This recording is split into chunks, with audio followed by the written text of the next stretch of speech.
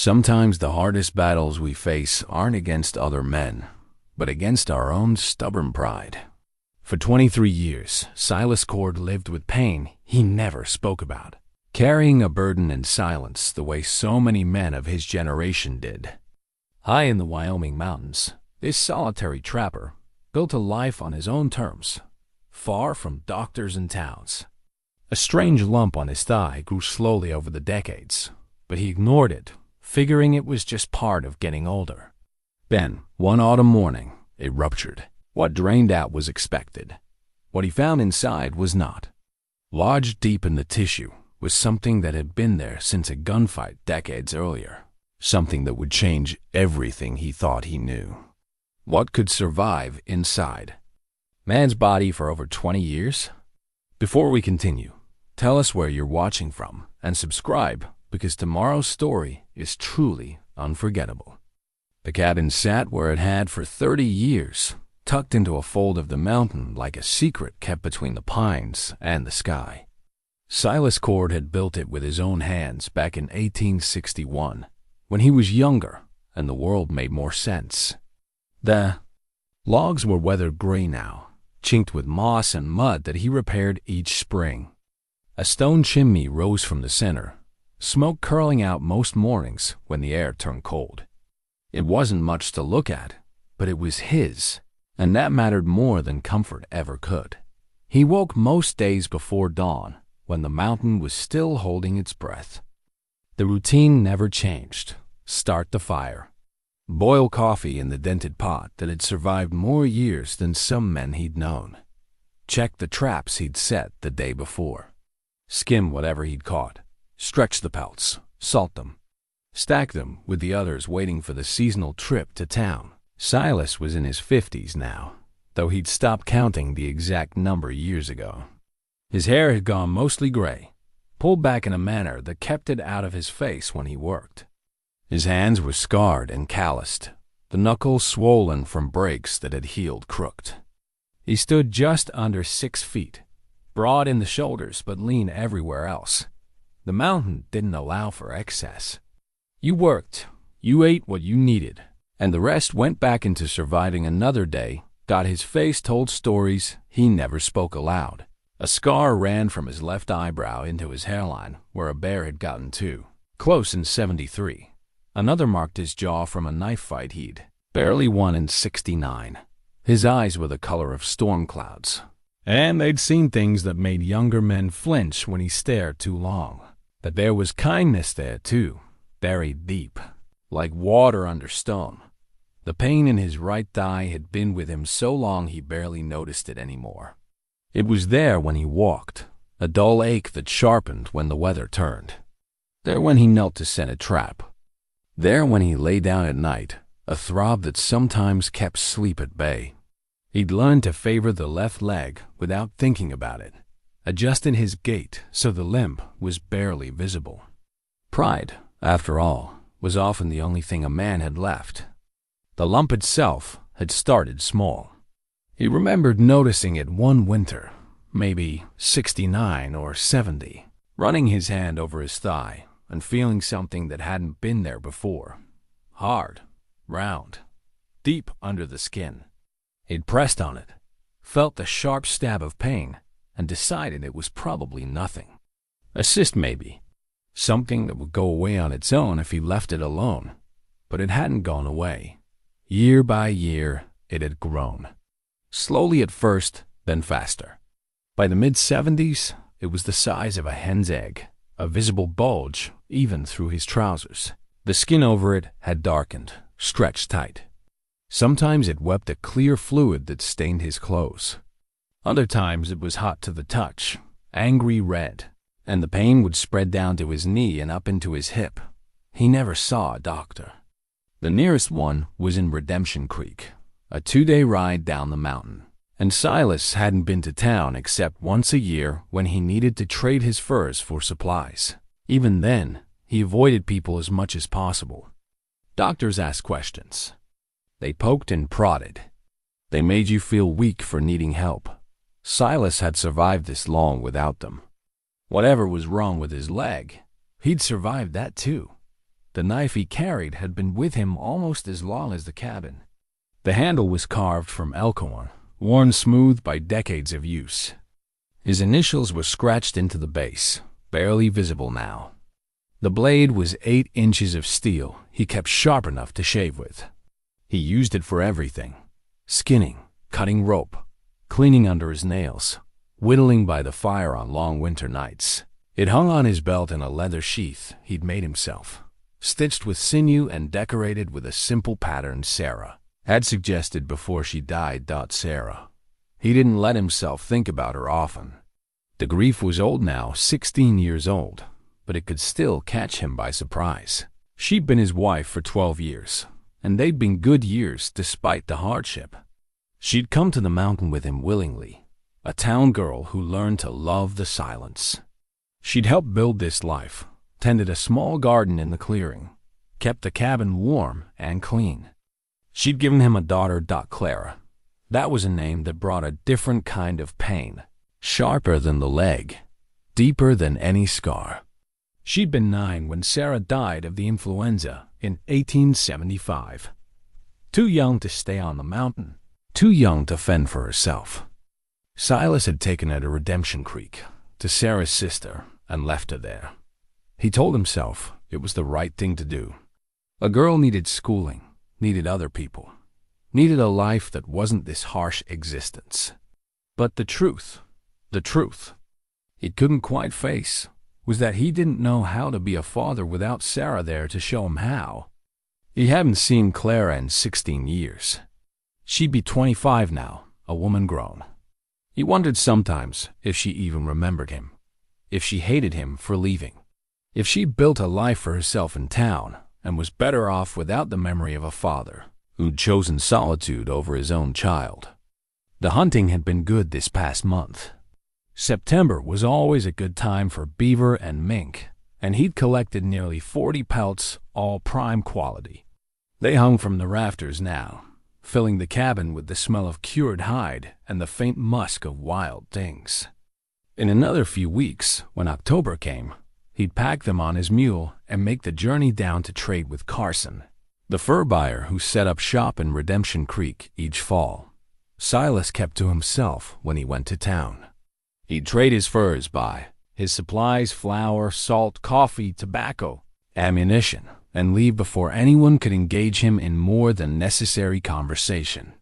He didn't drink in the saloon, didn't attend church, didn't linger in the streets. The people there knew him by reputation more than acquaintance.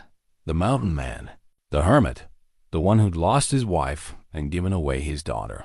Some said he'd been a scout in his younger days, that he'd ridden with the cavalry and knew the territory better than any living man. Some said he'd killed more than a few men in his time, though whether they deserved it was a matter of debate depending on who you asked. Some said he was part Shoshone, though that was just speculation based on the way he moved through the woods like he was part of them. Silas never confirmed or denied any of it. Let them think what they wanted. Their opinions didn't change the facts of his life. The facts were simple.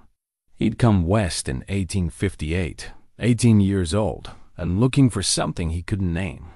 He'd worked as a scout for wagon trains, learned to track from the native tribes, fought when he had to, and avoided it when he could. He'd been shot twice, stabbed once, and left for dead in a snowstorm that should have killed him but didn't. He met Sarah in 63, married her in 64, and brought her to this mountain because it was the only place he'd ever felt at peace. The gunfight that had given him the limp, the one that had left a bullet in his leg, that was in 1868. He'd been 30 years old, partnered up with a man named Marcus Reed on a prospecting venture. They'd found something, a silver vein that promised to make them both rich. But word had gotten out somehow, and a group of claim jumpers had ambushed them in a narrow canyon. The fight had been brutal and fast. Marcus had gone down first, shot in the chest, and Silas had barely managed to escape. He remembered the burning, pain in his thigh, remembered falling off his horse a mile from the canyon, remembered crawling into a cave and passing out from blood loss. When he woke 2 days later, the wound had scabbed over. He'd assumed the bullet had passed clean through, that he'd just been lucky. The pain had been manageable then, nothing compared to the guilt of leaving Marcus behind, of surviving when his partner hadn't. He'd never gone back to check the claim. The silver could stay in the ground for all he cared. Marcus was dead because of it, and that was a price too high. Asterisk, but the bullet hadn't passed through. It had lodged deep in the muscle, and his body had done what bodies do. It had tried to wall it off, to isolate the foreign object and contain it. For 23 years, that bullet had lived inside him, wrapped in layers of scar tissue and calcium, slowly growing into the mass that now dominated his thigh. He should have known something was wrong. The way the lump had changed over the past year, growing faster, getting hotter, the skin taking on a purple tinge. The way the pain had intensified from a dull ache to sharp stabs that made him gasp. The way he'd started running low fevers in the evenings, sweating through his shirt even when the cabin was cold. But acknowledging it would mean admitting he needed help, and that was a line Silas Cord had never been willing to cross. The fire crackled in the hearth as he sat in his chair that evening, the one he'd carved from a single piece of pine. Outside, the aspens were turning gold, and the elk were beginning their rut. He could hear them bugling in the distance, that haunting sound that echoed through the valleys. Fall was his favorite season. The air was crisp and clear, the hunting was good, and the tourists who sometimes wandered into the high country in summer had all gone home. He ran his hand over his thigh, feeling the mass beneath his palm. It was hot tonight, hotter than usual, and there was a tightness to the skin that worried him even though he wouldn't admit it aloud. He pressed gently, felt the answering throb of pain, and pulled his hand away. It would be fine. It always had been. He just needed to rest, needed to stay off it for a day or two. Come October, he'd make his trip to town, trade his furs, and be back on the mountain before the first snow. That was the plan. That was always the plan. Keep moving forward, one day at a time, and don't think too hard about what might be coming down the road. The wind picked up outside, whistling through the pines and rattling the shutters. Silas added another log to the fire and settled deeper into his chair. Tomorrow he'd check the trap line that ran along Willow Creek. There'd been sign of a decent-sized beaver there, and the pelt would fetch good money if he could catch it. After that, maybe he'd hunt elk. His winter stores were low on meat, and a good bull would see him through until spring. He closed his eyes, letting the warmth of the fire seep into his bones. The pain in his leg pulsed in time with his heartbeat, a familiar rhythm he'd learned to ignore. Outside, the mountains settled into darkness, vast and indifferent and eternal. And somewhere deep in Silas Cord's body, something that had been waiting for 23 years was finally ready to make itself known. The pain woke him before dawn. Not the usual dull ache he'd grown accustomed to, but something sharp and insistent, like a hot poker pressed against bone. Silas opened his eyes to darkness, his breath coming faster than it should. The fire had burned down to embers, casting barely enough light to see by. He reached for his thigh instinctively, and his hand came away wet. He sat up too quickly, and the room spun. His leg was throbbing now, each pulse sending waves of heat up his spine. He threw back the blanket and looked down. Even in the dim light, he could see the dark stain spreading across his trousers, soaking through the wool. The fabric clung to his skin, heavy with fluid. For a moment, he just sat there, trying to understand what was happening. Then the smell hit him sweet and rotten, like meat left too long in the sun. His stomach turned, but he forced himself to stay calm. He'd dealt with wounds before. This was just another problem to solve, another challenge to overcome through sheer will and practical action. He stood, gritting his teeth against the pain, and made his way to the table where he kept his lamp. His hand shook as he struck the match, but he got the wick lit on the second try. Golden light flooded the cabin, and he looked down at his leg properly for the first time. The lump had split open. A ragged tear ran across the top of it, maybe 3 inches long, and fluid was pouring out. Not just the clear seepage he was used to, but something thicker, yellowish, streaked with blood. The skin around the wound was purple-black, stretched so tight it looked ready to tear further at any moment. Silas pulled his knife from his belt and cut away his trouser leg, exposing the full extent of the damage. The mass that had been growing for 23 years had finally given way under its own pressure. The edges of the torn skin were ragged and inflamed, and he could see deeper into the wound than he wanted to. Tissue, fat, something pale, and hard beneath it all. He needed to clean it. He stumbled to the shelf where he kept his medical supplies. Not much. Just whiskey, some clean rags, and a needle with thread for stitching. He poured whiskey directly into the wound, and the pain exploded white-hot behind his eyes. He heard himself make a sound, something between a gasp and a groan, and had to brace himself against the table to keep from falling. When his vision cleared, he looked again. The whiskey had washed away some of the discharge, and now he could see what was causing the bulge. Something solid was wedged in there, something that definitely didn't belong. He reached for a clean rag, pressed it around the edges of the wound, and applied gentle pressure to see if he could coax whatever it was out. More fluid drained, thick and foul, soaking the rag in seconds. He tossed it aside and grabbed another, pressed again. The object shifted slightly, and he felt it move under his fingers. He pressed harder, ignoring the pain, focusing only on the need to get this foreign thing out of his body. And then it came free, dotted, dropped onto the rag with a soft thud, a misshapen lump of metal, gray-black and crusted with calcified tissue. Silas stared at it, his mind refusing to process what he was seeing. He picked it up with shaking fingers, turned it over in the lamplight. The metal was flattened on one side, expanded by impact. The other side had ridges, grooves that could only have come from the rifling of a gun barrel. A bullet. The realization hit him like a physical blow. This was a bullet. This had been inside him for 23 years. Since that day in the canyon when Marcus went down and Silas had barely escaped with his life. He'd assumed the round had passed clean through. Everyone assumed that. You got shot, you either died or the bullet came out the other side. That's how it worked. Except this time, it hadn't worked that way at all. The bullet had lodged in his thigh, buried deep in the muscle, and his body had spent more than 2 decades trying to contain it, building walls of scar tissue around it, calcifying it, sealing it off like a pearl inside an oyster, layer upon layer, until the mass had grown too large and the pressure had become too great and the whole thing had finally ruptured. He sat down heavily, the bullet still clutched in his hand. His leg was bleeding steadily now, not spurting but flowing, dark red against his pale skin. He should bind it. Should pack it with something to stop the bleeding. Should do any number of practical things that his mind was listing out with detached clarity. But he couldn't move.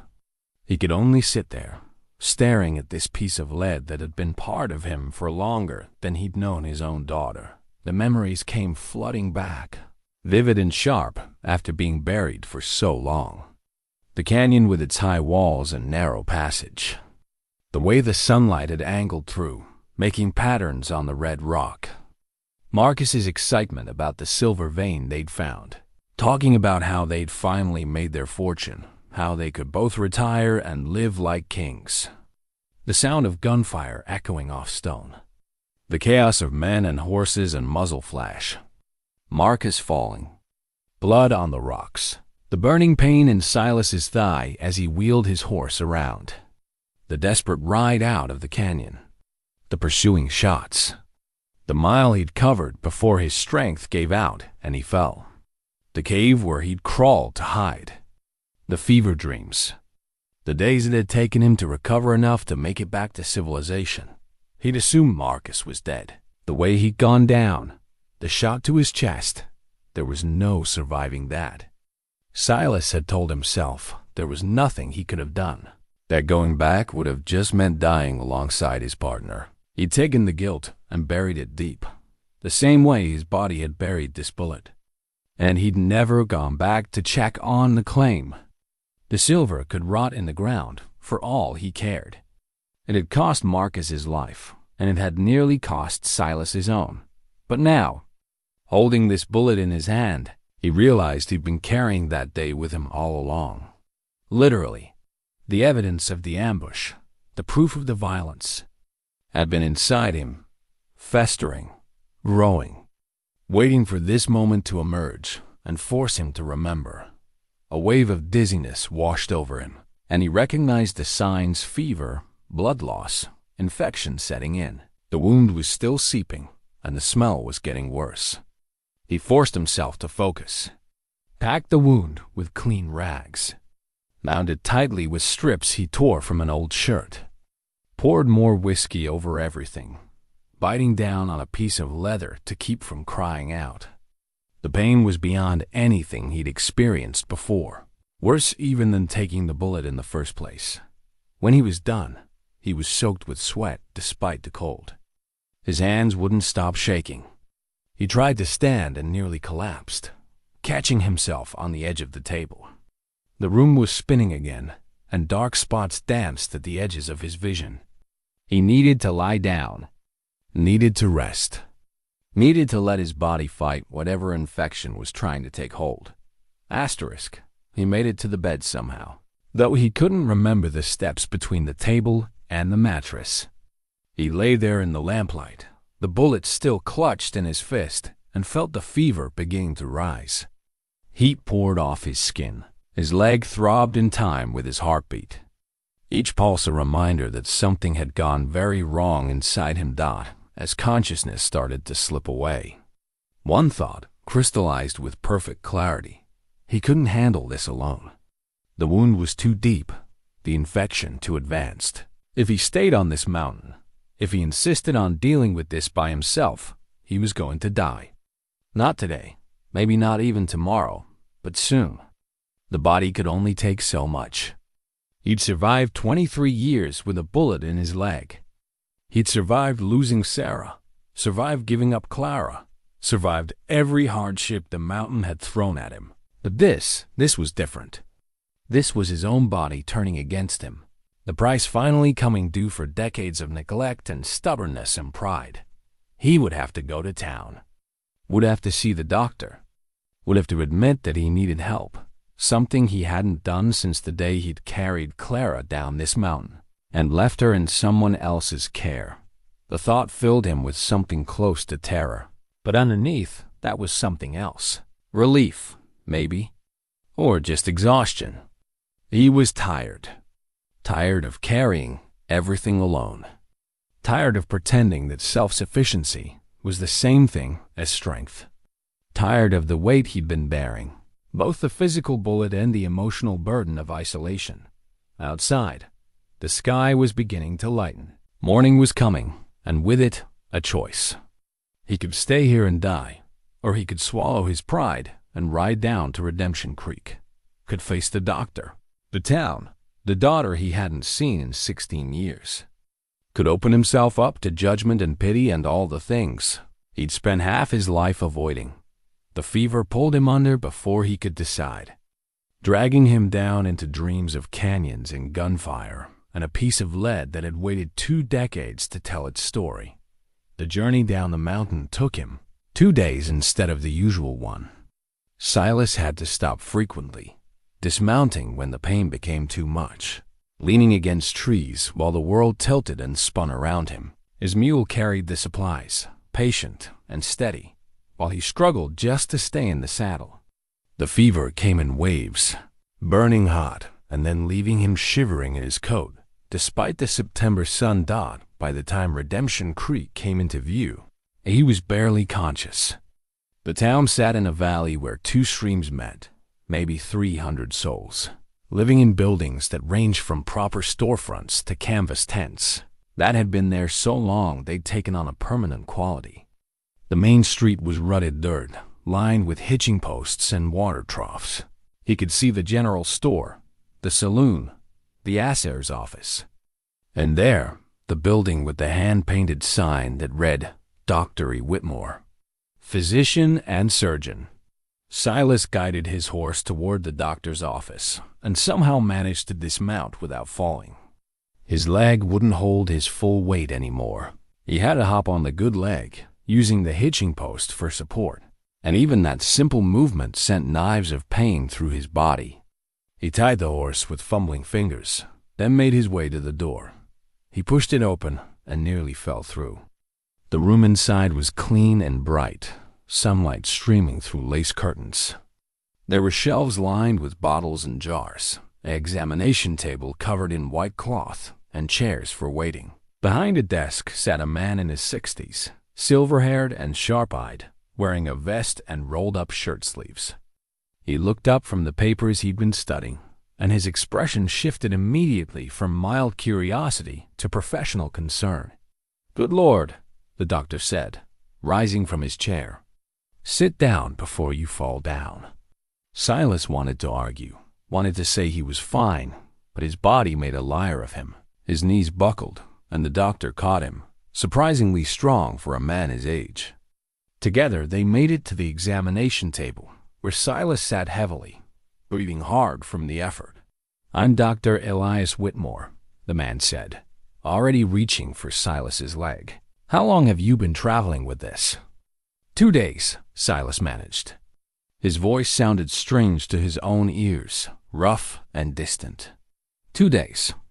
And before that, how long has this been festering? Silas didn't answer. He was too focused on not passing out as the doctor cut away the makeshift bandage. The cloth had stuck to the wound, dried blood and pus acting like glue. Each pull brought fresh agony, and Silas gripped the edge of the table hard enough that his knuckles went white. When the wound was finally exposed, the doctor went very still. "When did this happen?" 3 days ago. It ruptured. The doctor leaned closer, examining the ragged tear with professional intensity. "This isn't a fresh wound. This is old tissue that finally gave way. How long have you had this mass?"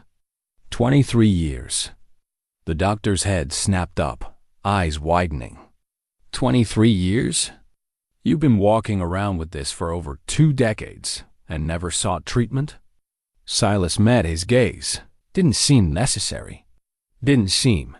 The doctor caught himself, took a breath, and seemed to deliberately calm himself. "I'm going to need to clean this properly. It's badly infected. The tissue around it is necrotic. If we don't act quickly, you're looking at gangrene, and if gangrene sets in this deep, we'll be talking about amputation." The word hung in the air like a death sentence. Amputation. Losing the leg. Becoming half a man, dependent on others for the rest of his days. Silas felt something cold settle in his chest. "There has to be another way," he said. "There might be." The doctor moved to his supply shelf, selecting bottles and instruments with practiced efficiency. "But you need to understand the severity of your situation. This infection is systemic. You're running a high fever. The wound is deep and compromised. We're going to try aggressive treatment, first cleaning, debridement, antibacterial compounds, close monitoring. But if the infection spreads, if we see signs of tissue death beyond what's already there, we won't have a choice." He returned with his hands full of a basin of water, bottles of carbolic acid and iodine, clean cloths, and a set of surgical instruments that made Silas's stomach turn. There were probes, scissors with curved blades, something that looked like small tongs. "This is going to hurt," the doctor said matter-of-factly. "I can give you laudanum for the pain, but it'll make you foggy. Some men prefer to stay clear-headed."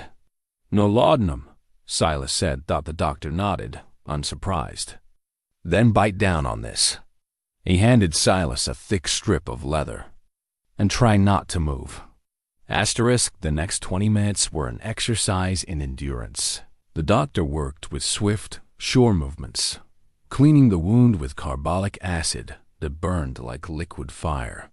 He used the probes to check the depth, the scissors to cut away dead tissue, the tongs to remove fragments of calcified material that the bullet had left behind. Silas bit down on the leather until his jaw ached, sweat pouring down his face. Every muscle in his body rigid with the effort of staying still. Through it all, the doctor kept up a steady stream of explanation, more to himself than to Silas. The body tried to encapsulate the foreign object. Classic response. They'll assist around it, layer after layer of scar tissue and calcium deposits. But the bullet itself was corroding, releasing metals into the surrounding tissue. Lead poisoning likely chronic. That would explain the fatigue, the low-grade fevers. The cyst kept growing, and eventually the pressure became too much. The weakest point gave way. He paused in his work, holding up a fragment he'd just removed.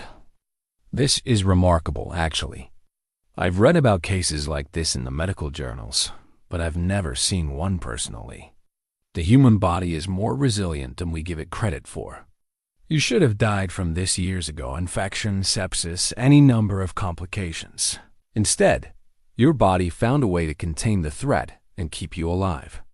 Doesn't feel like it kept me alive, Silas said through gritted teeth. No, I imagine it doesn't. The doctor returned to his work. But consider, you've been walking, working, living a full life for over 2 decades with a bullet lodged in your femoral muscle. The fact that you're sitting here at all is a testament to how fiercely your body fought to protect you. Finally, after what felt like hours, but was probably only 20 minutes, the doctor stepped back. That's all I can do for now. The wound is clean, or as clean as I can get it. I'm going to pack it with a poultice, herbs with antibacterial properties, and wrap it tightly. You'll need to stay off it completely for at least a week. No walking, no riding, nothing that puts weight on that leg. I need to get back. No, the doctor said firmly. You don't understand. If you try to go back up that mountain right now, you'll die. That's not an exaggeration or a scare tactic. That's medical fact. The infection in your leg is trying to spread. Your body is fighting it, but it's exhausted. You need rest, proper nutrition, clean surroundings, and daily wound care. Can you provide all that in whatever cabin you came from? Silas wanted to argue, but the truth was he couldn't. The cabin was isolated, his supplies were limited, and he was in no condition to care for himself properly. He closed his eyes, feeling the weight of defeat. Where can I stay? There's a boarding house 2 streets over, run by a woman named Clara Henshaw. She keeps a clean establishment, serves good meals. I'll send word that you're coming. Clara. The name hit him like a punch to the gut. It couldn't be, as Clara would have kept her mother's maiden name, Madison, unless she'd married, unless she'd built a life that he knew nothing about. This Clara, he said carefully. What's she look like? The doctor gave him an odd look. Mid-20s, brown hair, tall for a woman. Runs a tight ship, doesn't tolerate any nonsense. Why? It was her. It had to be. His daughter, here in this town, running a boarding house. All this time, he'd thought of her as a child in someone else's care. He'd never imagined her grown, capable, building a business. The thought filled him with a complicated mix of pride and shame. No reason, he said. Just like to know where I'm staying. The doctor finished bandaging the leg, wrapping it in layers of clean white cloth until it was secure. Then he produced a pair of crutches from the corner of the room. These will help you get around until the leg heals. Don't put any weight on it. I mean that literally, not even a little bit. And I want to see you every day for the next week. We need to monitor this closely. Silas took the crutches, tested his weight on them. They were solid wood, well made. The crosspieces padded with cloth. Moving was awkward and slow, but it was better than trying to hop. What do I owe you? He asked. We'll settle up when you're healed. For now, just focus on not dying. The doctor opened the door, then paused. One more thing. That bullet, do you still have it? Silas reached into his pocket and pulled out the flattened piece of lead. He'd held onto it without really thinking about why. This piece of metal that had been part of him for so long. The doctor took it, turned it over in his hands. I'd like to keep this, if you don't mind. For my records, cases like yours are rare enough that they're worth documenting. Silas hesitated, then nodded. The bullet had caused enough trouble. Let someone else carry it for a while. He made his way outside, slow and careful on the crutches. The boarding house was where the doctor said it would be. A 2-story building with a fresh coat of white paint and flower boxes in the windows. The sign hanging from the porch read, Henshaw's Rooms, Queen Beds, Good Meals. Silas stood at the bottom of the porch steps, looking up at the door. Somewhere inside was his daughter, the child he'd left behind 16 years ago. She probably didn't even know he was in town yet, didn't know he was standing here, trying to figure out how to face her after all this time. He could go somewhere else. There were other places to stay, other arrangements he could make. But his body made the decision for him. Another wave of dizziness hit, and he had to grab the porch railing to stay upright. He needed to lie down, needed rest and food and all the things the doctor had prescribed. Pride was one thing, but survival was another. He climbed the steps one at a time, leaning heavily on the crutches, reached for the door handle, and pushed it open to face the daughter he'd abandoned and the reckoning that had been waiting for 16 long years. The interior of the boarding house was warm and smelled of baking bread. The front room served as a parlor, with comfortable chairs arranged around a fireplace and lace curtains that let in the afternoon light. A desk stood near the door, and behind it sat a woman writing in a ledger book. She looked up at the sound of the door, and time stopped. Clara had her mother's eyes deep brown. Intelligent, capable of conveying more emotion than words ever could. But the rest was all Silas, the strong jawline, the high cheekbones, the way she held herself with a kind of quiet competence that came from years of handling things alone. Her hair was pulled back in a practical bun, and she wore a simple dress with an apron over it. There were ink stains on her fingers. For a long moment, they just stared at each other. Silas watched recognition dawn on her face, saw her expression shift from professional welcome to shock to something harder and more complicated. She set down her pen with deliberate care. "You need a room?" Her voice was level, controlled, giving nothing away. "Doc Whitmore said you might have one available." "I have several available." She pulled a key from a drawer without looking at him. "Second floor, end of the hall. $2 a week, includes breakfast and supper. No drinking in the rooms, no guests after 9 o'clock, no smoking in bed." She held out the key, and Silas had to cross the room to take it. Up close, he could see the fine lines around her eyes, the calluses on her hands. This wasn't the little girl he remembered. This was a woman who'd built something from nothing, who'd survived and thrived without him. "Clara," he started. "Mrs. Henshaw," she corrected. "I use my late husband's name for business." Late husband. She'd been married. He'd missed that too, along with everything else. "I didn't know you were in Redemption Creek," he said. "I've been here for 12 years. Since Aunt Margaret died." She returned to her ledger, making a notation. "Supper is at 6. If you need anything, there's a bell in your room." The dismissal was clear. Silas wanted to say more, wanted to explain or apologize or something, but the words wouldn't come. He'd spent 16 years avoiding this conversation, and now that it was here, he had no idea how to begin. So he did what he'd always done. He retreated, turned toward the stairs, and made his slow, awkward way up with the crutches. The room at the end of the hall was small but clean.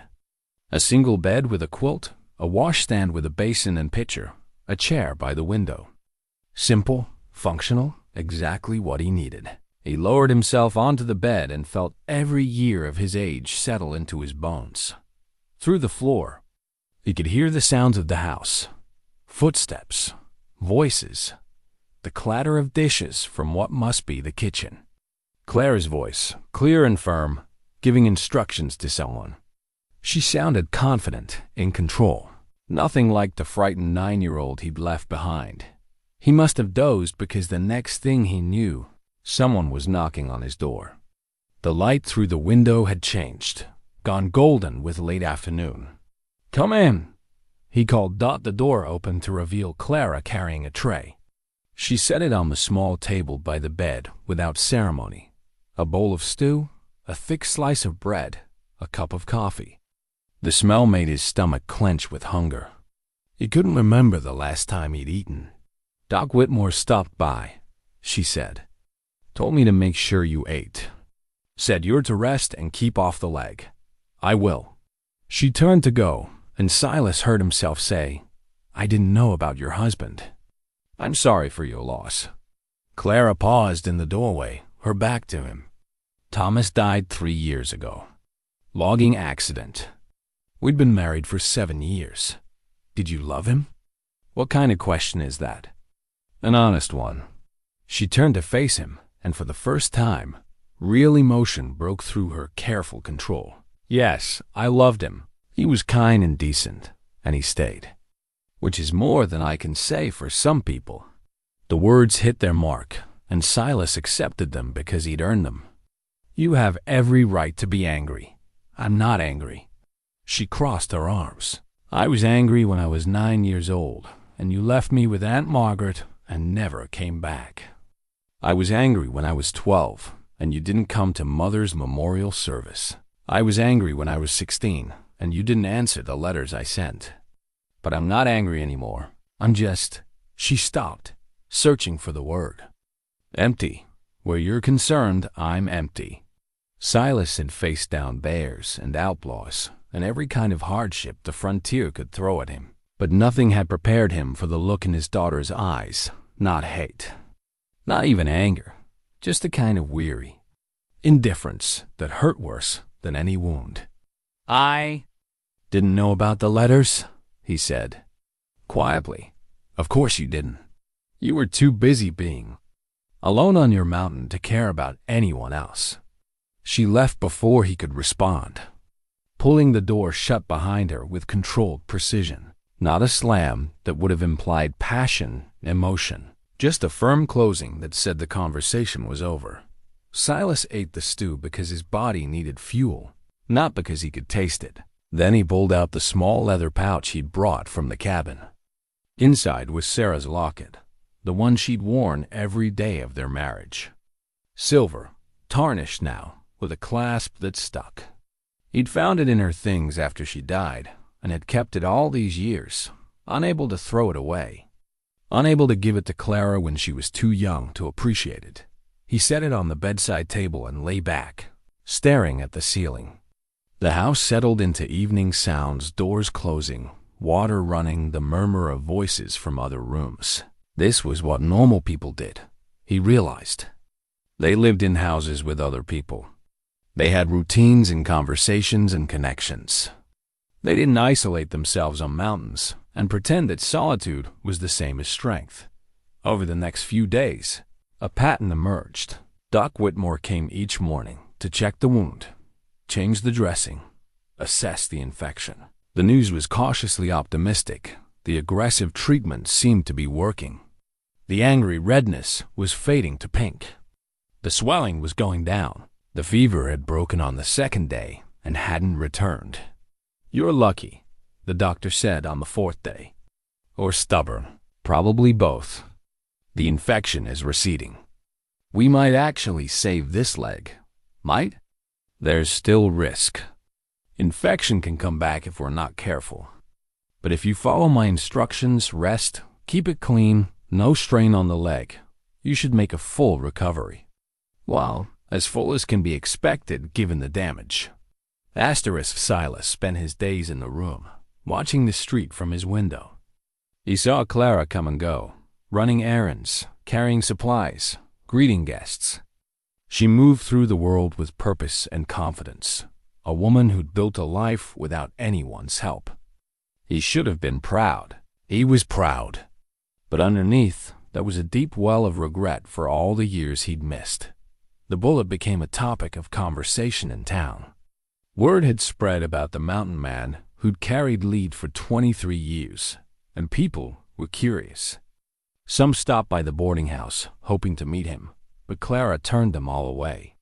The doctor, it seemed, had been true to his word about keeping the case for his records, but he'd also mentioned it to a few colleagues, and gossip traveled fast in a small town.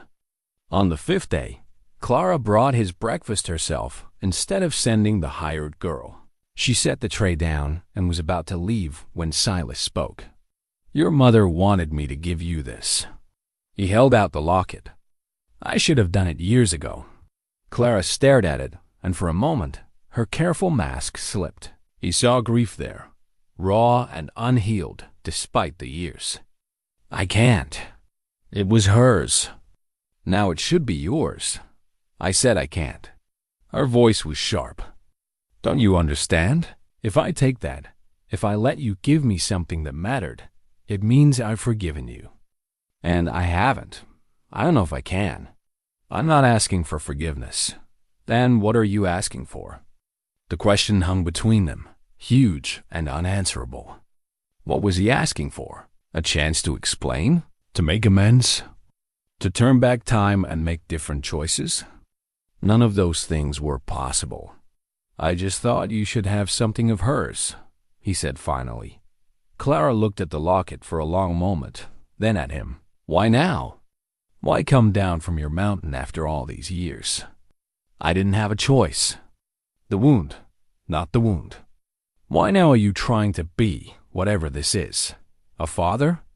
16 years too late for that. I know. Do you?" She moved closer, and he could see she was shaking with suppressed emotion. "Do you have any idea what it was like? Being 9 years old and losing both parents in the space of 6 months? Mother died and you were still alive, but you might as well have been dead for all the good it did me. Aunt Margaret tried her best, but she was old and sick herself.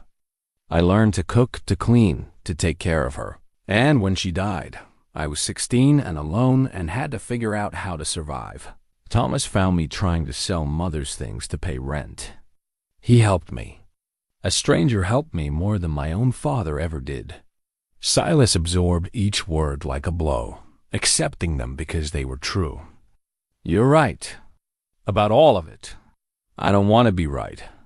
I want—" She stopped, pressing her hand to her mouth. "I don't even know what I want anymore." She picked up the locket, held it in her palm. "I'll keep this. Not because I forgive you, but because it was hers and she would have wanted me to have it. But don't mistake that for reconciliation." She left, and Silas sat alone with the weight of everything he'd lost.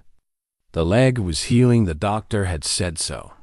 But the deeper wounds, the ones he'd inflicted through absence and pride, and the misguided belief that isolation was protection, those wouldn't heal so easily.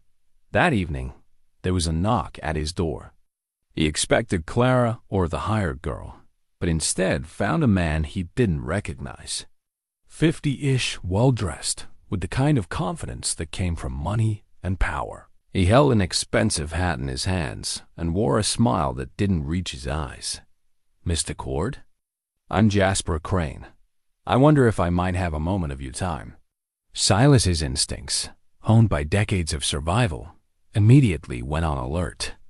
Something about this man set his teeth on edge.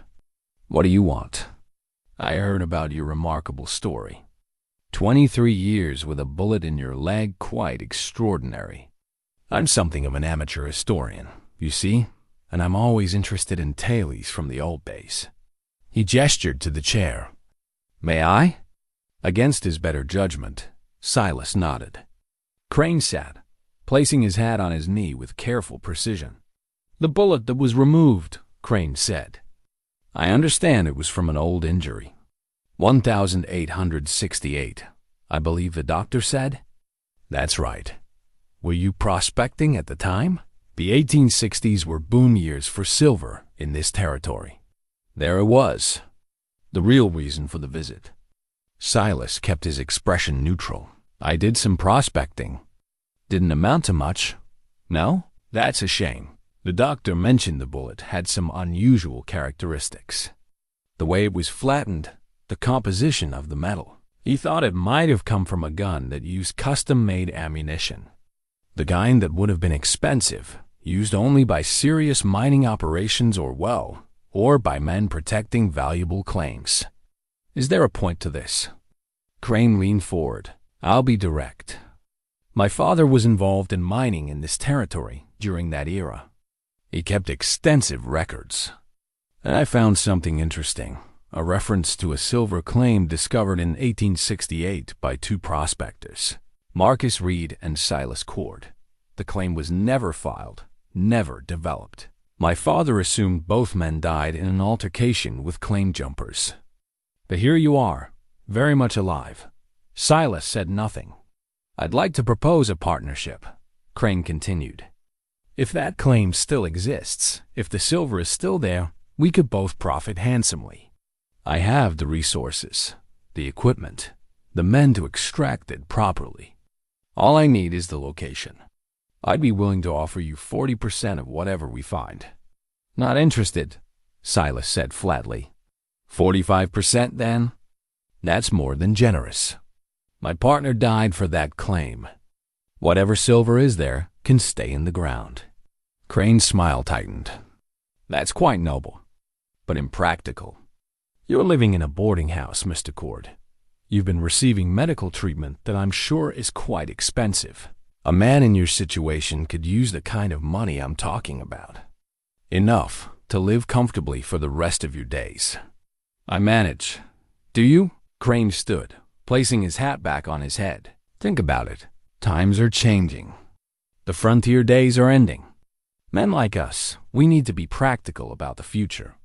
I'll give you a few days to consider. Don't bother. My answer won't change. Crane paused at the door. Everything changes, Mr. Cord. Sometimes whether we want it to or not. He tipped his hat and left. Silas sat in the gathering darkness, unease settling in his gut. Jasper Crane wasn't the type to accept rejection easily. The way he'd spoken about his father, the mining operations, the claim jumpers, there was history there, and none of it felt right. Men like Crane didn't make casual visits. They came when they wanted something, and they didn't leave empty-handed without a fight. He thought about the claim, about Marcus, about that day in the canyon 23 years ago. He'd spent decades trying to forget it, trying to bury it as deep as the bullet that had been lodged in his leg. But now both had been unearthed, and he had a feeling this was only the beginning of the reckoning. 2 weeks passed, and Silas's leg continued to heal. The wound had closed enough that he could put some weight on it, though Doc Whitmore cautioned against pushing too hard too fast. The crutches were still necessary, but he could manage short walks now, and the constant pain had dulled to a manageable ache. Jasper Crane didn't return, but his presence lingered like smoke. Silas saw him occasionally through the window, conducting business in the street, speaking with the sheriff, entering the assayer's office. Each time, Silas felt that prickle of warning, the instinct that said this man was dangerous in ways that had nothing to do with guns or fists. Asterisk. Clara maintained her careful distance. She was polite but formal, treating him like any other boarder. She brought his meals, collected his rent, inquired about his medical needs with perfect professional courtesy and zero warmth. It was like living with a ghost of his daughter, present but untouchable. On a Thursday afternoon, Doc Whitmore came for his daily visit and found Silas sitting by the window, watching the street below. Legs looking good, the doctor said after examining the wound. Another few weeks and you'll be able to ride again. Probably be back on your mountain by winter. Probably, Silas agreed, though the thought didn't bring the relief it should have. Going back meant leaving Clara again, and this time it felt less like protection and more like cowardice. The doctor settled into the chair, his usual sign that he wanted to talk beyond just medical matters. They developed something almost like friendship over these weeks, built on their shared experience as men who'd seen violence and survived it. Crane's been asking questions around town, Doc said. About the old silver strikes, about men who went missing in the 60s. About you. Let him ask. Asterisk. He's not just asking. He's digging. Went through the old territorial records at the land office. Talked to every old-timer who might remember the boom days. The doctor paused.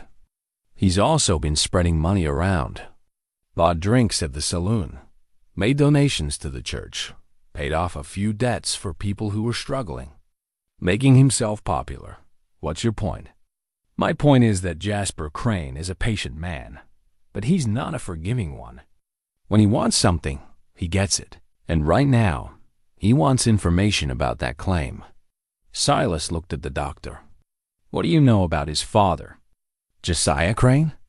Ran the biggest mining operation in the territory back in the 60s and 70s. Made a fortune in silver, but there were always rumors, claims that mysteriously got abandoned. Prospectors who disappeared. Nothing was ever proven, but Doc shrugged. When a man gets rich fast in mining country, there are usually bodies in his wake. What happened to him? Died in 85. Some said it was his heart. Some said it was drink. Some said it was guilt that ate him from the inside. Jasper inherited everything. The mines, the money, the reputation. He spent the last 6 years trying to find new veins, but the easy silver's been played out. He needs a big strike to maintain his father's legacy. The pieces were starting to fit together in Silas's mind, forming a picture he didn't like. The men who ambushed us in 68, you think they were working for Josiah Crane? Can't prove it. But if I had to guess? Yes, his operation was the biggest around, and he had the kind of money to hire guns. Doc leaned forward. Here's what worries me. If Josiah tried to take that claim by force and failed, Jasper might try the same approach. Different methods, maybe, but the same goal. I'm not giving him the location. I'm not suggesting you should. I'm suggesting you be careful. Watch your back. Don't go anywhere alone until you're healed enough to defend yourself. After the doctor left, Silas sat thinking about Marcus Reed. They'd met in 67. 2 men down on their luck who decided to pool their resources and try their hand at prospecting. Marcus had been younger, mid-20s, quick to laugh and full of dreams about striking it rich. He'd talked about the house he'd buy, the woman he'd marry, the life he'd build with his share of whatever they found. They'd spent months searching the high country, following veins that went nowhere, digging test pits that yielded nothing but rock. Then, in May of 68, they'd founded a silver vein running through a narrow canyon, rich enough to make them both wealthy. They'd been so excited they'd gotten careless. Someone must have followed them, must have seen them marking the claim, must have reported back to whoever was paying for information that the ambush had come 3 days later. 6 men with rifles, waiting at the mouth of the canyon. The firefight had been brief and brutal. Marcus had taken a bullet to the chest in the first volley. Silas had seen him go down, had tried to reach him, and caught a round in his thigh for the effort. Pure instinct had taken over then. Get to the horse. Get out of the canyon. Survive. He'd ridden until his strength gave out, assuming Marcus was dead and the claim was lost. For 23 years, he'd carried the guilt of leaving his partner behind. Now he was starting to wonder if Marcus had actually died in that canyon, or if something worse had happened. If the Cranes had been behind the ambush, they would have wanted information, would have wanted to know exactly where the vein was. A dead man couldn't talk, but a wounded one could. The thought made him sick. That evening, Clara brought his supper herself again. She'd been doing that more often lately, though whether it was intentional or just coincidence, he couldn't tell. She set the tray down and turned to leave, but Silas spoke before she could reach the door. Your mother knew about the claim, he said. About the silver, about what happened to Marcus. I told her everything when I finally made it back to civilization. She begged me not to go looking for it, said it had already cost too much. Clara stopped but didn't turn around. Why are you telling me this? Because a man named Jasper Crane wants information about that claim, and I'm afraid he might try to use you to get it. His father might have been the one who ordered the ambush. If he figures out you're my daughter, everyone already knows I'm your daughter. Clara said, it's a small town. They figured it out the day you arrived. Then you need to be careful. Crane is. I can take care of myself. Now she did turn, and her eyes were fierce. I'd been doing it for 16 years. I don't need protection from you now. Clara, please, don't. She held up her hand. Don't pretend you're worried about me. If you were worried, you would have been here all those years ago when I actually needed you. This isn't about protecting me. This is about easing your conscience. The words stung because they held truth, but not the whole truth. You're right that I failed you, but that doesn't mean I'm going to stand by and watch you get hurt because of my past. My past too, she said quietly. Whether you like it or not, your choices shaped my life. The fact that you walked away doesn't change that. She moved to the window, looking out at the darkening street. Thomas knew, about you. I told him everything, how you left, how I felt about it. He said maybe you were just broken in a way you didn't know how to fix. That's generous of him. He was a generous man. She was quiet for a moment. When he died, I understood something. About how you felt when Mother died. Not that it excuses what you did, but I understood the weight of it. How grief can make you do things that don't make sense to anyone else. It was the closest thing to understanding she'd offered since he arrived. Silas wanted to reach for it, to build on it, but he was afraid of saying the wrong thing and shattering the fragile moment. I loved your mother more than my own life, he said. When she died, I felt like half of me died too. And Clara, you looked so much like her. Every time I saw you, it was like seeing a ghost. I thought sending you away was protecting you from my grief. I didn't realize until years later that I was just protecting myself. Clara's shoulders tensed, and he could see her fighting emotions she didn't want to feel. I don't know what to do with that. With any of this. You don't have to do anything. I'm trying to be honest. Finally, they stood in silence, the distance between them both physical and vast. Finally, Clara spoke without looking at him. Crane came by the boarding house 3 days ago. Asked about you. I told him we weren't close, that I didn't know anything about your business. He didn't believe me. Silas's blood went cold. What did he say? That family ties run deep, whether we acknowledge them or not. That fathers often confide in their daughters, especially when they're trying to make amends for past mistakes. She turned to face him. He offered me money, a lot of money. Said, if I could find out the location of the claim, he'd give me enough to expand the boarding house, maybe buy the property outright. What did you tell him? I told him to get out of my establishment. There was steel in her voice. I don't like you very much right now, and I don't know if I ever will. But I'm not going to sell you out to a man like that. Relief flooded through him, followed immediately by fear for her safety. He won't take no for an answer. I know. I've dealt with men like him before. Thomas had to face down claim jumpers when we first bought this building. It used to be a mining office, and some men thought they had rights to it. We stood our ground. Her expression softened just slightly. He taught me that standing your ground doesn't mean fighting.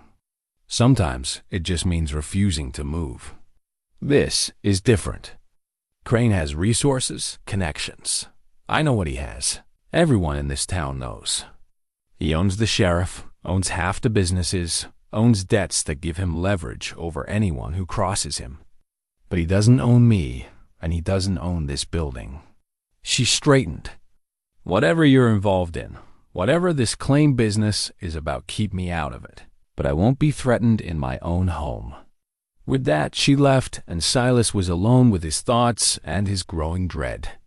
Crane had made his move, just not the one Silas had expected. Instead of coming at him directly, the man was circling, looking for weak points. And he'd found the weakest one, Clara. Not because she'd betray Silas, but because threatening her was the surest way to get a reaction. Silas needed the claim documents. They were still hidden in his cabin, tucked in the hollow beam where he'd kept them for 23 years. If Crane got his hands on them, he'd have everything he needed. The exact location, the boundaries, the mineral rights. But traveling back to the cabin meant at least 4 days on horseback, and he wasn't healed enough for that yet, unless the thought crystallized slowly. He'd been assuming he had to make the journey alone, but Clara had said she could take care of herself. And if Crane was watching, seeing them travel together might make the man reconsider his approach. 2 people were harder to intimidate than 1. It was a risk. Asking Clara to help him, to voluntarily involve herself in this mess, after everything he'd put her through. She had every right to refuse. But it might also be an opportunity days on the trail together, away from the careful formality of the boarding house. Away from the weight of 16 years of silence. A chance to talk honestly, to maybe begin healing wounds that ran deeper than any bullet could reach. The next morning, he waited until she brought his breakfast. When she set down the tray, he spoke before she could leave. "I need to get something from my cabin. The claim documents. They're the only proof I have of ownership, and if Crane gets them..." He paused. "I need to bring them somewhere safe. Maybe the bank, maybe the land office. But I can't make the trip alone yet. Doc says another week, at least before I should try riding that far." Clara frowned. "What are you asking?" "Come with me. Help me retrieve the documents. It's a 2-day ride there, 2 days back. You'd be back before anyone really noticed you were gone. You want me to abandon my business for 4 days to help you protect a claim that got your partner killed? I want you to help me make sure Crane doesn't get what he wants." And he forced himself to be honest. "I want a chance to talk to you. Really talk, without these walls between us." She crossed her arms. "That's convenient. You need help, and suddenly you want reconciliation. You're right. The timing is convenient. But that doesn't make it less true." Clara was quiet for a long moment, and he could see the war playing out behind her eyes. Finally, she said, "I'll think about it." She left, and Silas spent the day trying not to think about all the ways this could go wrong. But as evening approached, Clara returned to his room. She stood in the doorway, arms still crossed, expression unreadable. "I'll do it," she said. "Not because I forgive you. Not because I want some father-daughter bonding experience, but because Crane threatening me in my own boarding house made me angry, and I want to know what this is really about. If we're going to be tangled up in this mess together, I deserve to understand why. That's fair. We leave tomorrow at dawn. I'll arrange for Maggie to run the boarding house while I'm gone. You'll need to be able to ride. Can you manage that?" "I can manage." "Then get some rest. It's a hard trail, and you're not fully healed. I won't slow down for you if you can't keep up."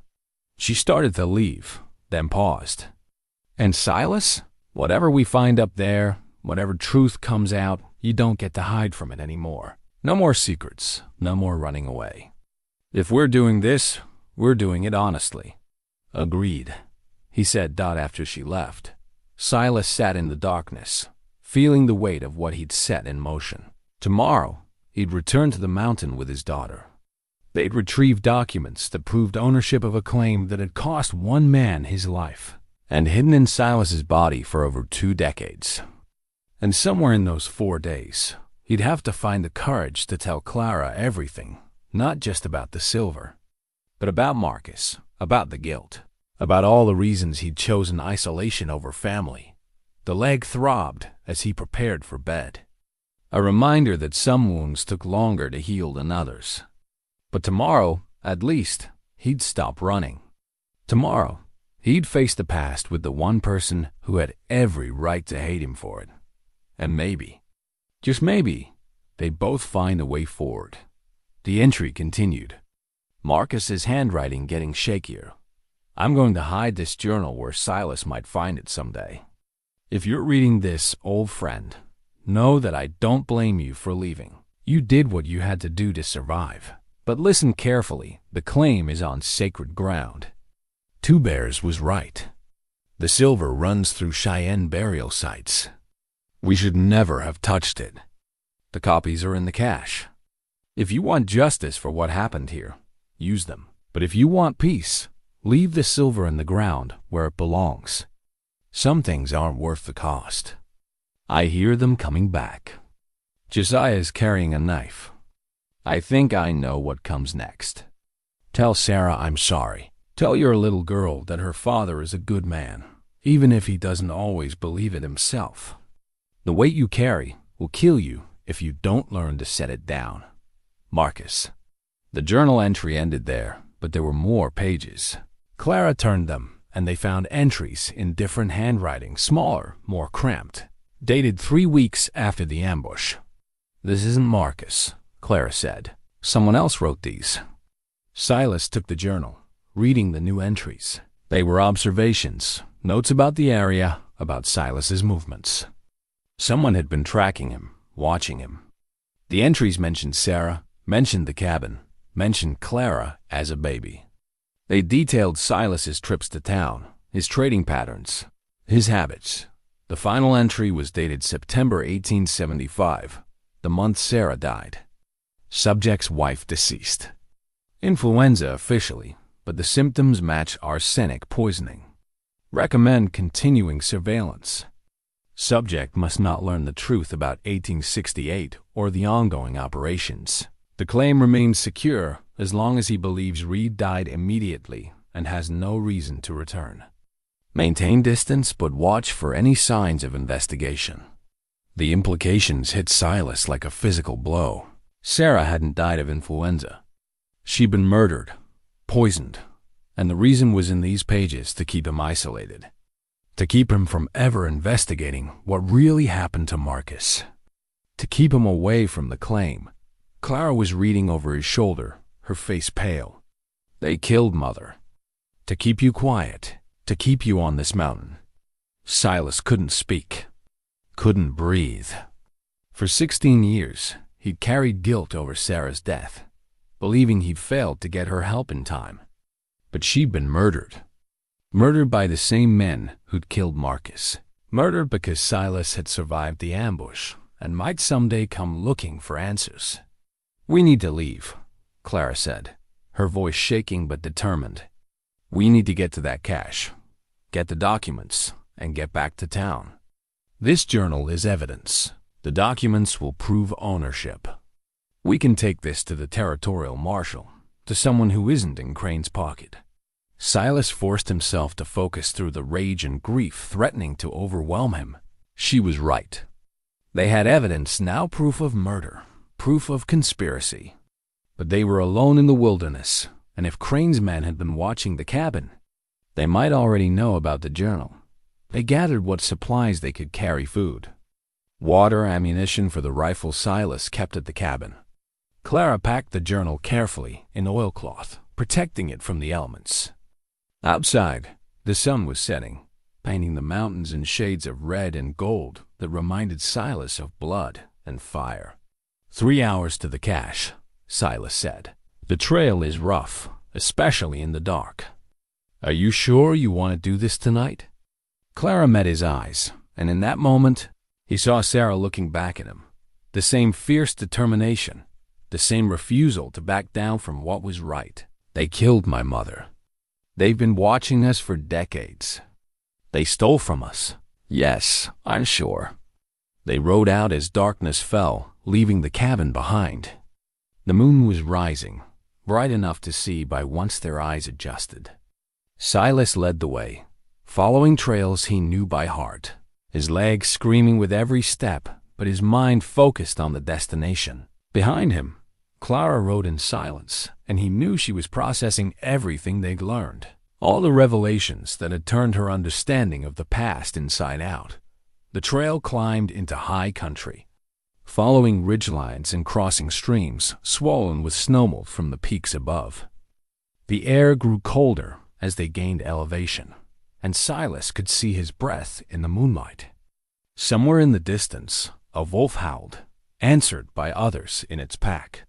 The sound reminded him that they weren't alone out here, that the wilderness held dangers beyond human malice.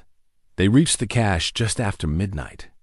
It was exactly as Silas remembered, a stone shelter built into a hillside, partially hidden by brush and fallen logs. The entrance was low, forcing them to duck as they entered.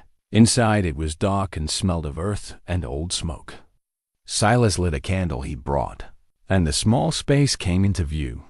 The cache was maybe 8 feet across, with a ceiling barely high enough to stand under. Stone walls kept it dry, and previous travelers had left supplies over the years: matches, dried food, a few old blankets. Silas began searching methodically, looking for any sign that Marcus had been here, any hiding place he might have used. It was Clara who found it. A loose stone in the back wall, easy to miss if you weren't looking for it. She pulled it out, reached into the space behind, and withdrew a leather document case wrapped in oilcloth. The leather was dry and brittle, but when she opened it carefully, the papers inside were intact. Claim documents, detailed surveys, legal descriptions of the boundaries. All of it in duplicate, one set filed officially, one set hidden here as insurance. And there was more. A map in Marcus's handwriting, showing not just the claim location, but also marking areas he'd labeled Cheyenne sacred sites and burial grounds. Notes in the margin. Silver vein runs directly through this area. Two Bears says his people will not forgive desecration. We should choose a different site. He knew, Clara said softly. Marcus knew they were on sacred ground, and he tried to warn you. I didn't listen. I thought he was being overly cautious. Silas stared at the map, at all the warnings Marcus had documented. The silver wasn't worth it. It never was. But I was young and stupid, and thought getting rich was the most important thing. You were both young, Clara said. But at least Marcus had the sense to document everything, to leave a trail for someone to follow. She gathered the documents carefully. This is what we need. Proof of ownership, proof of the sacred ground issue. The Cheyenne Nation will have something to say about mining on burial sites. That's leverage against Crane. They were preparing to leave when they heard it, the sound of horses outside. Multiple horses, moving carefully, but not carefully enough to hide their approach completely. Silas extinguished the candle immediately, plunging them into darkness. How many? Clara whispered. Silas listened, counting the sounds of hooves, the creak of leather, the low voices of men trying to be quiet. 4, maybe 5. They followed us. How did they know? The cabin must have been watched. Or they've been tracking us since we left town. Doesn't matter now. He drew his rifle, checked that it was loaded. We're trapped. Only one way in or out of this cache. Outside, the voices grew louder. Someone was giving orders, directing the men to surround the area. Then a voice Silas recognized: Jasper Crane. Mr. Cord, I know you're in there. You and your daughter. I have 5 armed men with me, and you have nowhere to go. Let's talk like reasonable people. Silas moved to the entrance, staying in shadow. We have nothing to talk about, Crane. Oh, I think we do. I think you found something interesting in that cache. Something Marcus Reed left behind, perhaps. Documents that I've been searching for? You see, my father kept journals too. He wrote about the claim, about the ambush, about the loose ends that were never quite tied up. When I found those journals last year, I realized the claim was still out there, still valuable. And I knew that if anyone could lead me to Reed's backup documentation, it would be you. So you had my cabin searched. I had it watched. When you rode out with your daughter, we knew where you were going. We've been very patient, Mr. Cord. Now our patience is rewarded. Hand over the documents, and you can both ride away. Keep them, and well, there are a lot of ways people can die in these mountains. Accidents happen. Accidents happen. Clara touched Silas's arm. We can't give him the documents. Without them, we have no proof. No leverage. No justice for Marcus or Mother. She was right. But Silas was also looking at 5-to-1 odds, with his daughter's life hanging in the balance. He'd failed to protect Sarah. He'd failed Clara for 16 years. He couldn't fail her now. I need time to think, Silas called out. You have 5 minutes, Crane replied. Then we come in. Silas turned to Clara in the darkness. There's another way out. A crawl space in the back that leads to a crevice in the hillside. It's narrow and dangerous, but it opens up about 50 yards downslope. We used to use it for storage, for keeping things cold in summer. If you can fit through, what about you? I'll buy you time. Give you a head start. Once you're clear, ride for town. Get to Doc Whitmore. Show him everything we found. He'll know who to contact, how to make sure this gets to the right authorities. I'm not leaving you here. Clara. No. Her voice was fierce in the darkness. You don't get to sacrifice yourself. Not after everything. Not after I just found out my mother was murdered and my father spent 16 years grieving when he should have been seeking justice. We leave together or we don't leave at all. Silas felt something break open in his chest. Pride mixed with fear, mixed with a kind of love. He'd forgotten he was capable of feeling. You're just as stubborn as your mother. Good. Now show me this crawl space. They had maybe 3 minutes left. Silas led her to the back of the cache, showed her the gap between stones that opened into a natural passage. It was tight, barely wider than a person's shoulders, but it was there. Clara went first, crawling on her belly with the document case strapped to her back. Silas followed, his wounded legs screaming as he dragged himself through stone that scraped and caught at his clothes. Behind them, they heard Crane's voice. Time's up, Mr. Cord. The sound of men entering the cache, the scrape of boots on stone. Silas kept moving, pulling himself forward inch by inch. The passage seemed to go on forever, pressing in from all sides. But finally he felt Clara's hand grabbing his, pulling him forward into a wider space. They emerged on the hillside, hidden by brush and darkness. Below them, they could see Crane's men around the cache entrance, could hear their shouts of frustration as they realized their quarry had escaped. But Silas knew they had minutes at most before the men spread out, started searching the hillside. The horses, Clara whispered. Where? There. Silas pointed to where they'd tethered their mounts, about 100 yards away. Between them and the horses stood 2 of Crane's men, guarding the animals. They didn't have time for careful planning. They didn't have time for anything but action. Silas checked his rifle, looked at Clara. Can you shoot? Thomas taught me. I'm decent. Good enough. Take my pistol. When I move, you cover the man on the left. I'll take the right. We're not trying to kill anyone, just create enough confusion to get to the horses. Clara nodded, accepting the pistol with steady hands. Silas felt a surge of pride. She was her mother's daughter, all right brave when it mattered, steady under pressure. But she was also his daughter, and that meant she'd inherited his stubbornness and his refusal to quit. They moved down the hillside as quietly as they could, using the brush for cover. When they were 30 yards out, Silas raised his rifle and fired a shot into the air. The 2 guards spun toward the sound, and in that moment of confusion, Clara fired the pistol toward the ground near the left guard's feet. The man jumped back, shouting, thinking he was under direct attack. Silas and Clara ran for the horses.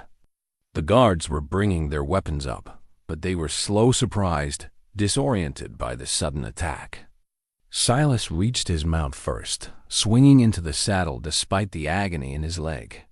Clara was right behind him, and then they were riding, Racing down the trail with shouts and gunfire erupting behind them, a bullet whined past Silas's head. Another kicked up dirt near his horse's hooves. But they were moving fast now, and in the darkness, they made poor targets. The trail twisted down through the trees, and within minutes, they'd put distance between themselves and their pursuers. They rode hard for an hour, following paths that Silas knew would be difficult to track in the dark. Finally, when he was sure they weren't being followed, he called for a stop. They dismounted in a small clearing, both breathing hard, adrenaline still coursing through their veins. "Are you hit?" Clara asked, checking him for wounds. "No? You?" "No." She laughed, a slightly hysterical sound. "We just escaped 5 armed men, and I'm laughing. Thomas would say I've lost my mind. Your mother would say you were magnificent." Silas touched her shoulder. "You were, magnificent. I've never been more proud of anyone in my life." Clara's eyes filled with tears, but she blinked them back. Don't make me feel things right now. I need to stay angry with you a little longer." "Fair enough." They rode through the rest of the night, following trails that would eventually lead them back to Redemption Creek. As dawn broke over the mountains, painting everything in shades of rose and gold, Silas realized something had shifted between them. They weren't reconciled. Clara had been clear about that, but they were something. Allies, maybe. Partners in seeking justice for the people they'd both lost. And for the first time in 16 years, Silas allowed himself to hope that maybe, just maybe, there was a path forward that didn't involve dying alone on a mountain. They left Redemption Creek as the sun was breaking over the eastern peaks, painting the sky in shades of gold and pink.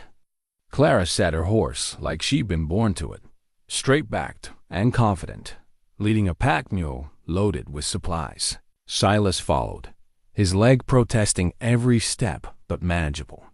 The morning air was crisp with the promise of autumn, and the aspens were at their peak, a riot of yellow against the dark green pines.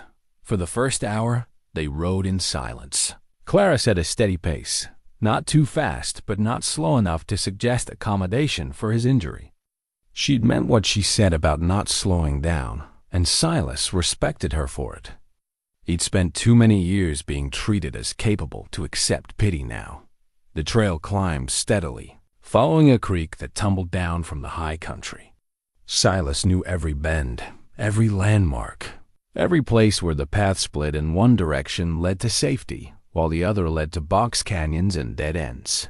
This was his territory, the land he'd walked for 30 years. Coming back to it with Clara felt strange, like two separate parts of his life colliding.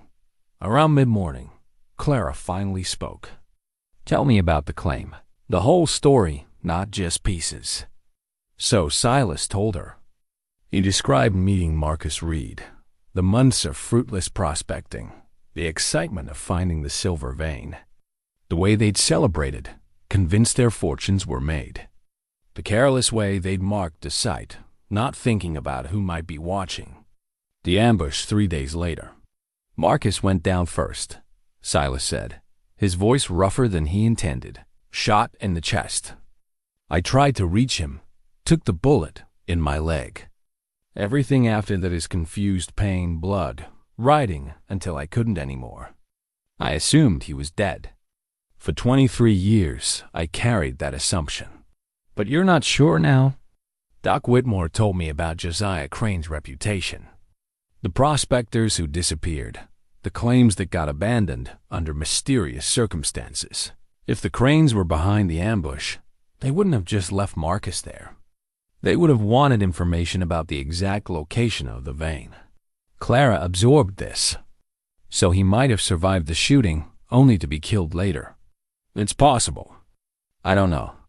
But I've been thinking, if Marcus was alive when they found him, if he talked before he died, why didn't they ever file the claim? Why has it sat untouched all these years? Maybe he didn't tell them. Or maybe he told them something that made them not want it. Marcus was superstitious about some things.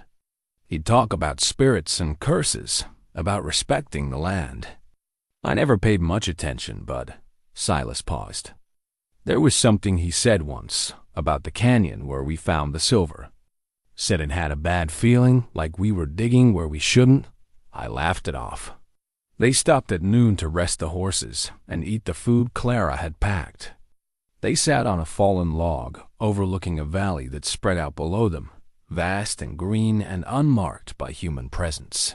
This was the frontier as it had always been, before towns and mines and men like the Cranes tried to own it. Mother used to talk about you, Clara said suddenly, before she got sick. She'd tell me stories about how you met, about building the cabin, about the life you were making. She made it sound like an adventure. It was, in the beginning. We were young and foolish and convinced we could make a life anywhere as long as we were together. What changed? Silas considered the question. Nothing changed. That was the problem. The life we built required constant work, constant vigilance. There was no time for rest, no time for anything soft. Sarah tried to make the cabin a home, but home needs more than 4 walls. It needs community, connection, other people. I was too proud to admit we needed those things. She never complained. No, she was stronger than I ever gave her credit for. When she got sick, his throat tightened. She fought it for weeks. Fever, chills, coughing that shook her whole body. I tried everything I knew, every remedy, every treatment, but I didn't take her to a doctor until it was too late. By the time we got to town, there was nothing anyone could do. Clara's voice was quiet. She died because you waited too long. Yes, and then you left me behind because I reminded you of her. Yes, the honesty lay between them, sharp and painful. But it was truth, and Clara had demanded truth. She deserved at least that much. I used to hate you for it, she said. For years, I'd lie awake at night and imagine confronting you, telling you exactly what your abandonment cost me, all the things I had to learn alone, all the times I needed a parent and had no one. Thomas said I needed to let go of that anger or it would poison everything good in my life. He was right. Maybe, but letting go of anger isn't the same as forgiveness. I don't know if I can forgive you, Silas. I don't know if I want to. I'm not asking you to. I'm just asking you to let me try to do better now than I did then. They rode on in silence after that, climbing higher into terrain that grew rockier and more challenging. Silas's leg was a constant throb, but he pushed through it. Clara had been right to demand he prove he could keep up. Weakness now would only confirm her worst assumptions about him. By late afternoon, they reached the meadow where Silas kept his cabin. The structure looked smaller somehow, more weathered than he remembered. Seeing it through Clara's eyes, he realized how isolated it really was. No neighbors for miles. No sound but wind and water and the occasional cry of a hawk. For 30 years, this had been his sanctuary. Now it looked more like a prison. Clara dismounted and stood looking at the cabin with an expression Silas couldn't read. This is where you lived. Where Mother lived and died. Where I was born. Yes, it's smaller than I remembered. You were 9 the last time you were here. Everything seems smaller when you grow up. She walked to the door, pushed it open. Silas followed, watching her take in the single room with its simple furniture, its stone hearth, its narrow bed. This was the place that had defined his life for 3 decades. And seeing it through her eyes made him understand just how much he'd given up and made. Or give up for the sake of solitude. Clara found the floorboard where the rupture had occurred. The dark stain was still visible, blood and fluid soaked into the wood. She knelt down, running her fingers over it. This is where it happened. Where the bullet came out. Yes. 23 years it was inside you, and you never knew. She looked up at him. How is that even possible? The body does what it needs to survive. It walls off threats, protects itself. Sometimes that protection becomes its own kind of prison. She stood, understanding the metaphor he was offering. Show me where the documents are hidden. Silas moved to the beam above the hearth, the one that looked solid and weight-bearing, but had a hollow section running through its length. He'd carved it himself when building the cabin, creating a space just large enough for valuables. He pulled down a chair, climbed up carefully, his legs screaming protest, and reached into the hollow. His fingers found empty space. He reached deeper, searching. Nothing. "What's wrong?" Clara asked. "They're gone." He climbed down, his heart pounding. "The documents. They were here. I put them here 23 years ago, and I've never moved them. But they're gone. Are you sure this is the right spot?" "I'm sure." He checked the other beams, the other hiding places he'd created over the years for different purposes. All empty. Someone had been here. Someone had searched his cabin systematically and found what they were looking for. "Crane," Clara said. "Has to be. But how did he know where to look? How did he even know to search this place?" They stood in the cabin, and Silas felt the trap closing around them. Crane had the documents now, which meant he had everything he needed: the location of the claim, proof of Silas's partnership with Marcus, all the legal foundation required to challenge the ownership. And they'd ridden 2 days into the wilderness based on the assumption those documents would be here. "We need to search more carefully," Clara said. "Maybe there's something else, something that could help us." They spent the next hour going through everything: old supplies, stored gear, Sarah's few remaining possessions that Silas had kept. Clara found the box of letters she'd sent when she was younger, unopened. She held them for a moment, her face unreadable, then set them aside without comment. It was Clara who found the lockbox. It had been hidden beneath the floorboard where the rupture occurred, concealed by the stain and the warped wood. She pried it up carefully and lifted out a small metal box, rusted at the edges but still intact. "What is this?" she asked. Silas had never seen it before. "I don't know. It wasn't mine." Clara worked at the lock with her knife, and after a few minutes, it popped open. Inside was a leather-bound journal, small enough to fit in a pocket. The leather was stained and worn, but the pages inside were remarkably preserved. Clara opened it to the first page, and they both saw the name written there in careful script: Marcus Reed. "His journal," Silas said, barely breathing. "I never knew he kept one." Clara flipped through the pages.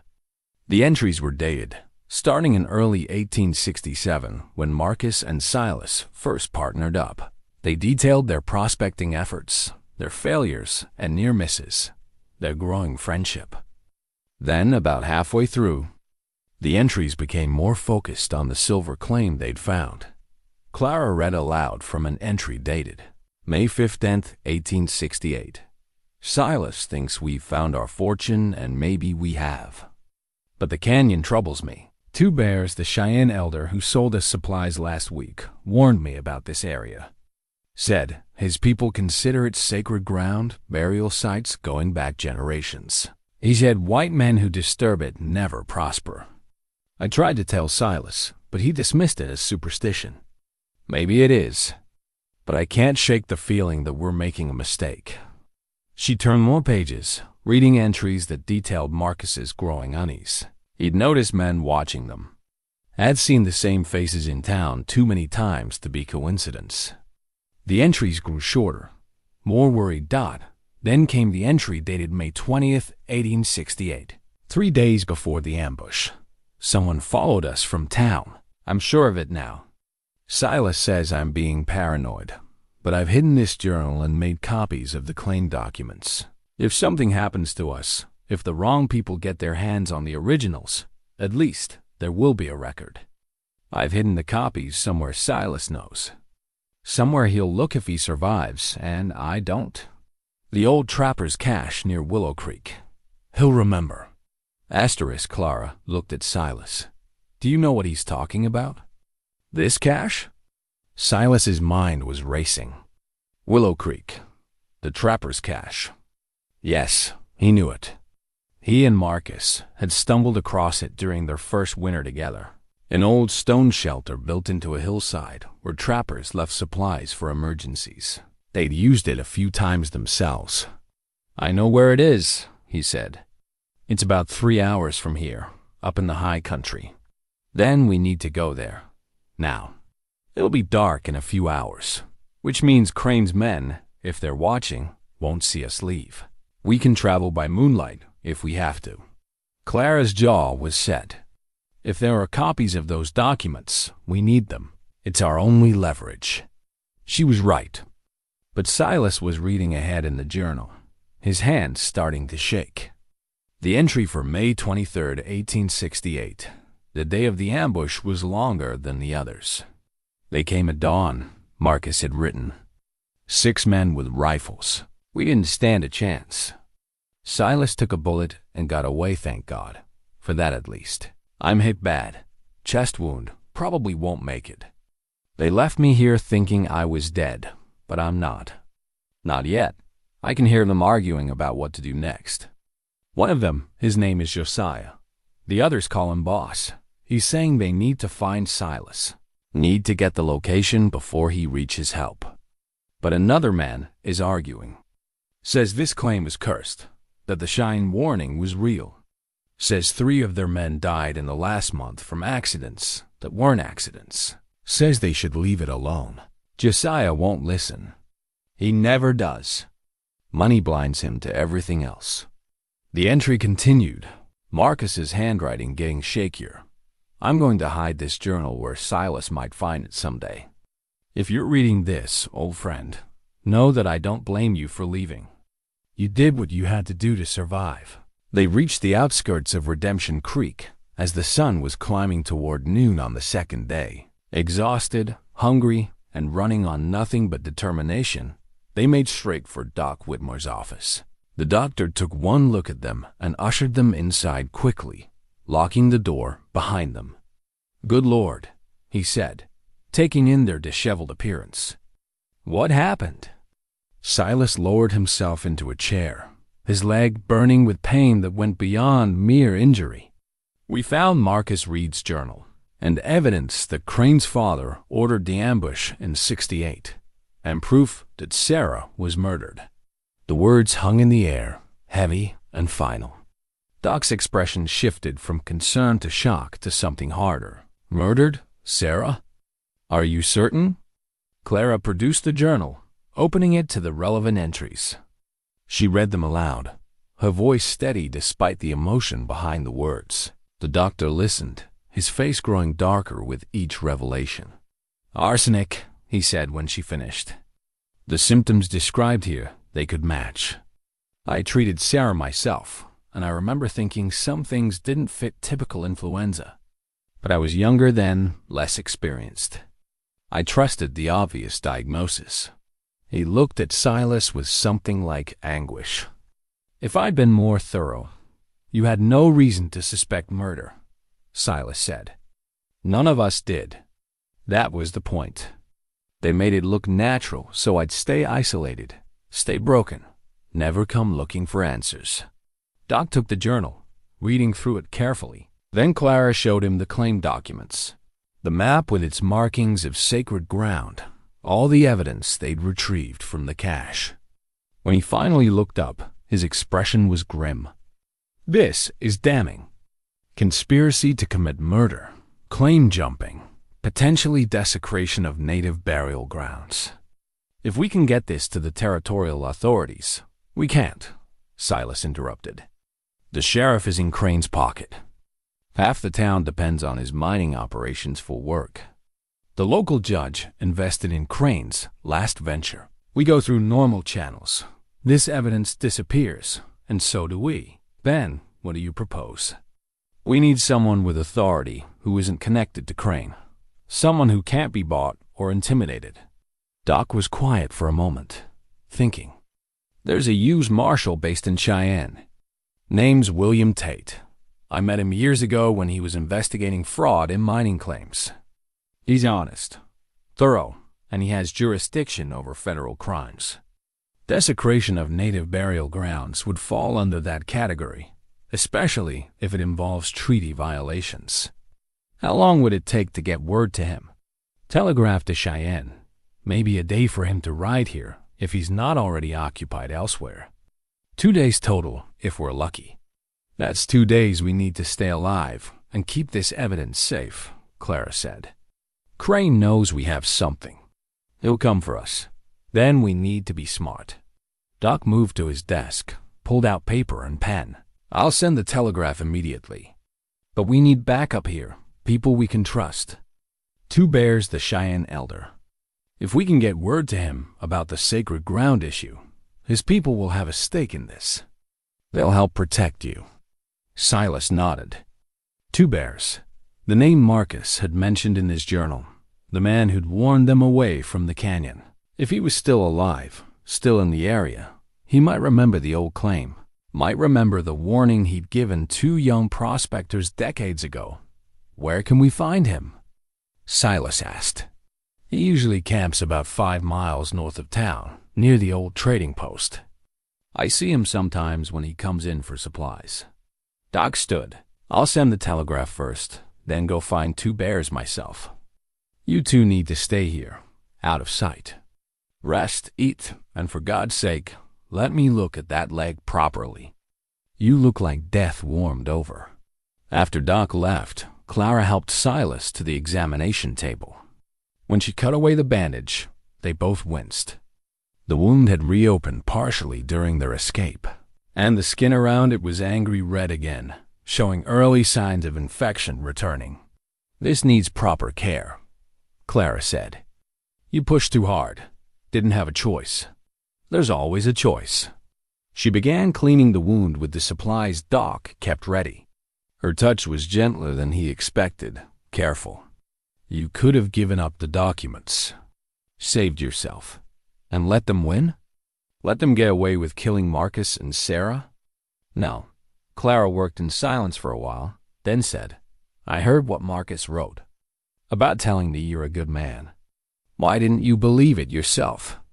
The question cut deeper than any physical wound. Silas stared at the ceiling, trying to find words for something he'd never fully understood himself. Because good men don't leave their partners to die. Good men don't let their wives get murdered.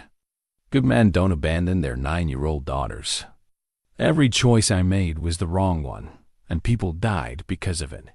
Marcus didn't die because of your choices. He died because Josiah Crane was greedy and ruthless. Mother didn't die because you failed her.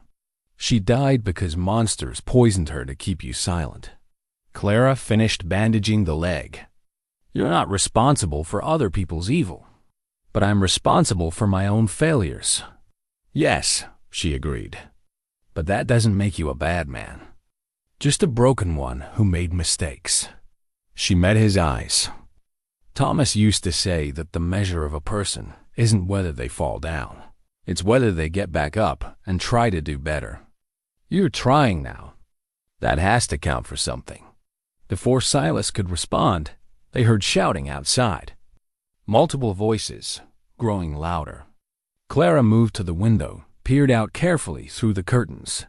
Crane, she said, with at least a dozen men.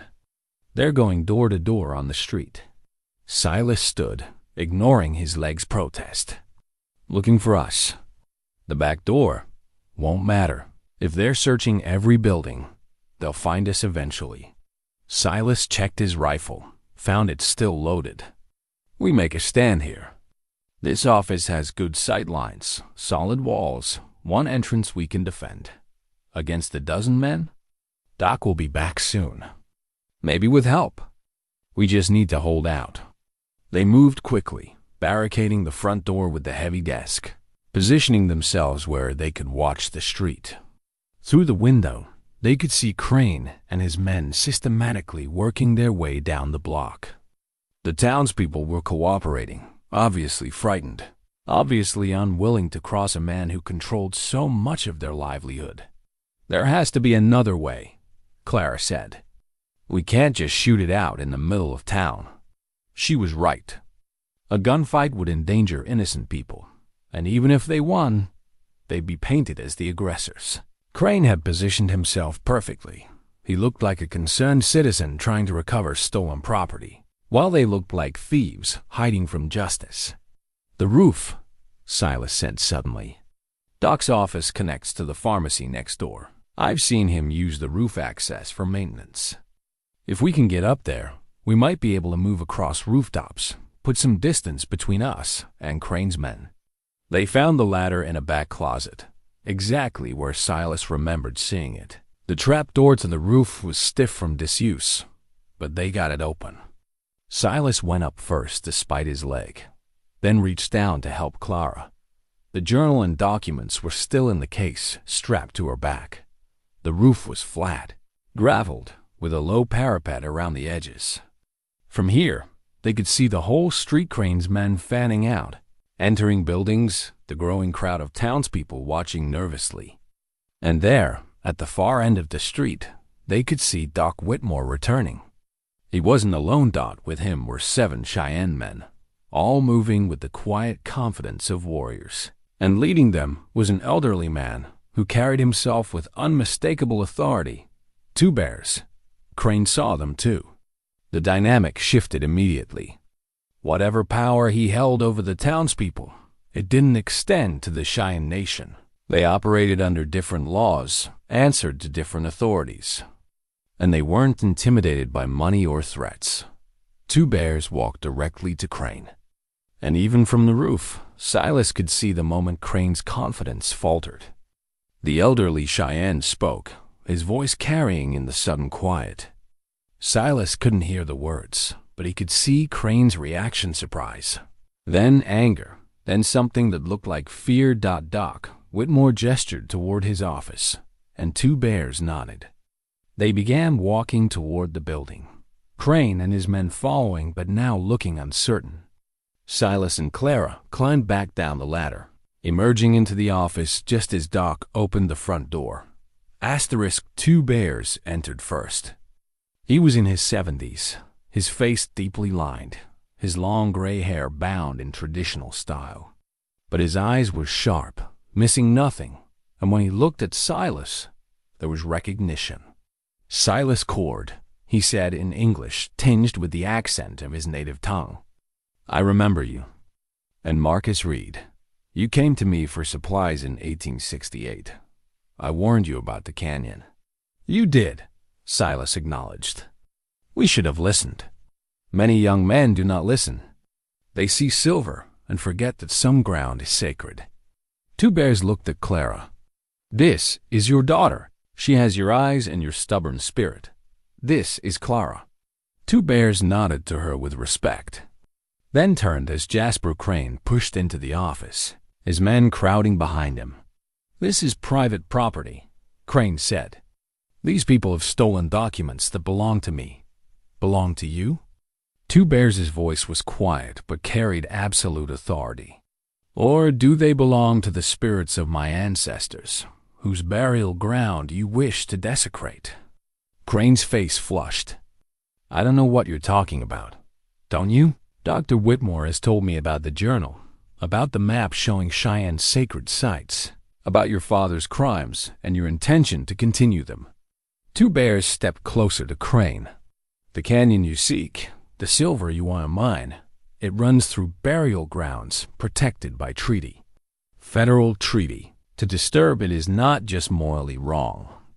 It is illegal. You can't prove. We can prove everything," Doc Whitmore said, pulling out the documents Clara had given him. Marcus Reed documented it all. The location, the sacred sites, the warnings he received. And there's more evidence of murder, conspiracy, crimes that will bring federal marshals down on you and everyone connected to your operation. Crane looked around, seeing his position crumbling. The townspeople had gathered outside the office, listening. Some looked shocked, others angry. The power he'd held through fear and financial leverage was evaporating as the truth came out. "I want to see these documents," Crane demanded. "You'll see them when Marshal Tate arrives from Cheyenne," Doc said, "along with territorial representatives and Cheyenne Nation leadership. Everything will be examined properly, legally." "This is ridiculous." You're taking the word of a dead man and a hermit who's been hiding in the mountains for 30 years. We're taking the word of evidence. Two bears interrupted. Of documents, of journals, of facts, and we're taking the word of conscience. The land speaks to those who listen, Mr. Crane.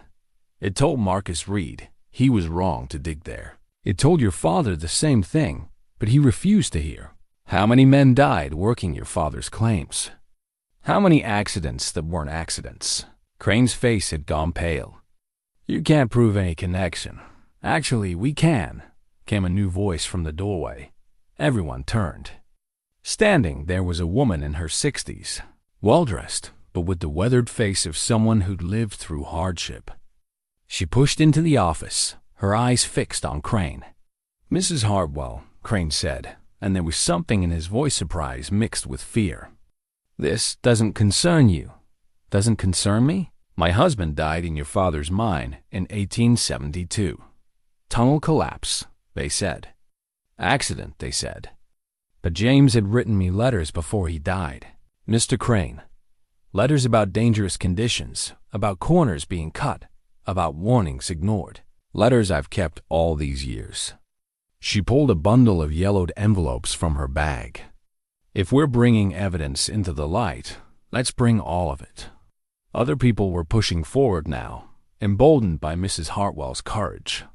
A man with a scarred face stepped up. My brother lost his arm in the Crane operation in '79. Crane's father paid him $50 and told him to stay quiet about the faulty equipment. $50 for an arm and a livelihood. More voices joined in, a chorus of grievances long suppressed by fear and economic dependence. The dam had broken, and 20 years of silence was pouring out. Crane backed toward the door, his men forming a protective circle around him. This is slander. I'll sue every one of you. Go ahead, Doc Whitmore said. Sue us in federal court, where all this evidence will be presented officially, where the Cheyenne Nation will have standing, where your father's crimes and your intentions will be examined by judges who aren't in your pocket. Crane looked around at the growing crowd, at the hostile faces, at Two Bears and his warriors blocking any easy escape. His empire, built on his father's crimes and maintained through intimidation, was collapsing around him. This isn't over, he said, trying to maintain some dignity. I have lawyers, resources, and we have truth, Clara said, speaking for the first time. She stepped forward, holding Marcus's journal. This is Marcus Reed's testimony from beyond the grave. Every crime, every warning, every detail. Your father killed him, probably tortured him first to get information.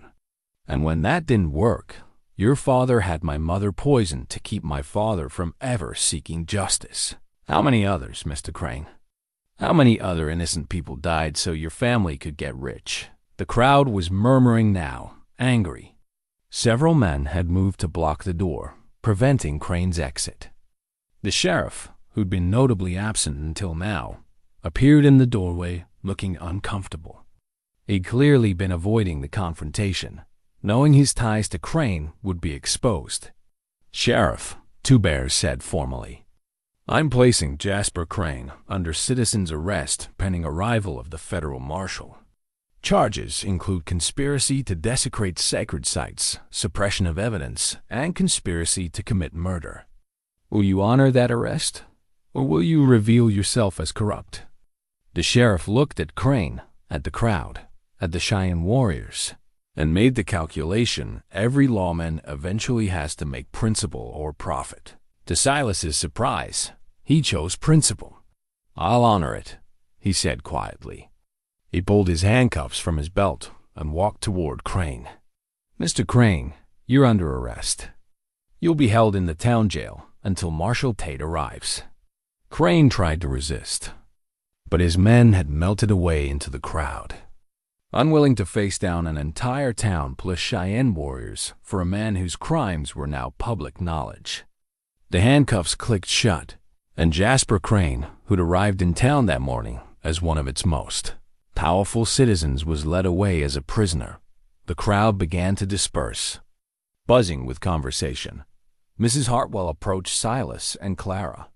"Thank you," she said simply, "for having the courage to stand up, for bringing the truth out after all these years."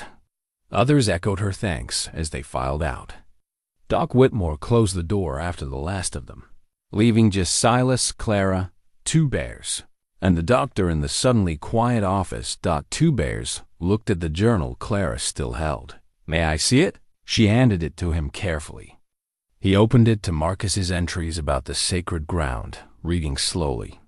When he looked up, there were tears in his eyes. "Marcus Reed heard the spirits," he said. "He felt their warning and tried to honor it. That takes wisdom." He closed the journal gently. "Your partner was a good man, Silas Cord. He tried to do right, even though it cost him his life." "He did," Silas agreed, his throat tight. "Better than me. No, just different. You survived, so the truth could eventually come out. He died trying to protect it. Both are necessary." Two bears handed the journal back. "When the marshal comes, when this matter is settled legally, my people will want to hold a ceremony. For Marcus Reed, for your wife, for all who died because of crane greed. Will you come?" "We'll come," Clara said, answering for both of them. Two bears nodded. "Good, and to claim the silver. It will stay in the ground." "It will," Silas promised. Marcus was right. Some things aren't worth the cost. After Two Bears and his warriors left, Silas lowered himself into a chair, suddenly exhausted beyond measure. The adrenaline that had kept him going for 2 days was gone, leaving only pain and weariness. Clara sat beside him, equally drained. "It's over," she said. "Isn't it? The secret, the running, all of it." "This part is," Silas agreed. "But there's still justice to be done. A trial, formal charges, making sure everyone connected to the crane crimes faces consequences. But we did it. We brought the truth out." "You did it," Silas corrected. "You pushed me to return to the cabin, to search, to fight instead of running. I would have stayed on that mountain forever, carrying the guilt and never seeking answers. You gave me the courage to face it." Clara looked at him, and for the first time since he'd arrived in Redemption Creek, he saw something softer in her expression. Not forgiveness, exactly, but maybe the beginning of understanding. "Mother would be proud of you," she said. "Of us, of what we did together." "She would be proud of you," Silas said. "You're stronger than either of us ever were. You survived losing both your parents and built something good from that pain. You didn't let it destroy you." They sat together in the quiet office as afternoon light streamed through the windows. Outside, life in Redemption Creek was returning to normal, but everything had changed. Secrets buried for decades had been unearthed. Justice, long delayed, was finally within reach. And a father and daughter, strangers just weeks ago, had become allies in something that mattered. The weight Silas had carried for 23 years, the literal bullet and the metaphorical burden of guilt, was finally truly gone. And in its place was something he hadn't felt in a very long time: hope. Marshal William Tate arrived from Cheyenne 36 hours later, riding into Redemption Creek with 2 deputies and an air of quiet authority that immediately changed the atmosphere in town. He was a man in his 40s, tall and lean, with the kind of face that had seen too much violence but hadn't become hardened by it. Doc Whitmore met him at the edge of town and briefed him on the situation before they even reached the main street. Silas and Clara were waiting at the boarding house when the marshal arrived. He shook hands with both of them, his grip firm but not aggressive, his eyes taking details: Silas's healing leg, the weariness in both their faces. The protective way Clara positioned herself slightly in front of her father, despite their complicated history. "I understand you've had quite an ordeal," Tate said, settling into a chair in Clara's parlor, "and that you have evidence relating to crimes spanning more than 2 decades. They spent the next 3 hours going through everything. Marcus's journal, the claim documents, the map showing sacred burial grounds, the surveillance notes about Sarah's death, Mrs. Hartwell's letters about unsafe mining conditions, the testimonies of townspeople about suspicious deaths and accidents in crane operations. The marshal listened to it all, occasionally asking questions, taking detailed notes, his expression growing grimmer with each revelation. "This is bigger than I expected," he said finally. "We're not just talking about a mining claim dispute. We're looking at multiple homicides, conspiracy, treaty violations, systematic corruption. This will require federal prosecutors, probably a grand jury, definitely involvement from the Cheyenne Nation's legal representatives." The canyon opened before them like a wound in the earth. Red rock walls rose on either side, streaked with iron and minerals that caught the morning sun. The entrance was narrow, maybe 20 feet across, but it widened as it penetrated deeper into the mountain. Silas sat his horse at the mouth of it, and the memories came flooding back so vividly he could almost smell the gunpowder, almost hear Marcus's voice echoing off the stone. "This is it," he said quietly. The marshal dismounted, gesturing for the others to do the same. "We go on foot from here. Stay together. Stay alert. Mr. Cord, lead the way." Silas climbed down from his horse, his leg protesting but holding. Clara was beside him immediately, ready to help if needed, but he waved her off. He needed to do this on his own strength, to face what he'd run from 23 years ago. They moved into the canyon, boots crunching on gravel. The walls rose higher as they progressed, cutting off the sky until they were walking in a corridor of stone. About 100 yards in, Silas stopped. "Here," he said. "This is where it happened." The marshal's deputies began taking photographs, documenting the terrain. Running Deer was examining the walls, looking for signs of the silver vein Marcus had described. Two Bears and his warriors had spread out, studying the ground with expressions growing increasingly somber. "There," Two Bears said, pointing to a section of ground near the western wall. "Do you see?" Silas moved closer. At first, he saw nothing unusual, just rocks and dirt like everywhere else. But as Two Bears brushed away loose gravel, shapes emerged. Stones arranged in patterns, worn smooth by time, but unmistakable in their intentional placement. Burial markers. "How many?" the marshal asked. "Hard to say without excavating, which we will not do," Two Bears replied. "But based on the markers we can see at least 20, possibly more." This was a significant burial site. He moved further into the canyon, and the warriors followed, finding more markers. More evidence of the sacred ground Marcus had written about. Running Deer was taking notes, sketching the layout, documenting every detail. "This is definitive. The treaty protections are clear. Any mining operation disturbing burial grounds is federal offense." And the vein, he pointed to where the rock face showed a clear seam of silver ore. "It runs directly through this area. There's no way to extract it without disturbing the graves." Doc Whitmore had found something else. He called out from about 30 yards in, near a small alcove in the canyon wall. "Marshal, you need to see this." They gathered around him. In the alcove, protected from weather by an overhang of rock, were signs of human presence. Spent cartridge casings, tarnished but still identifiable. A broken rifle stock. And there, scratched into the stone with something sharp, were initials, Mar and a date, May 23rd, 1868. Marcus. Clara breathed. "He was here."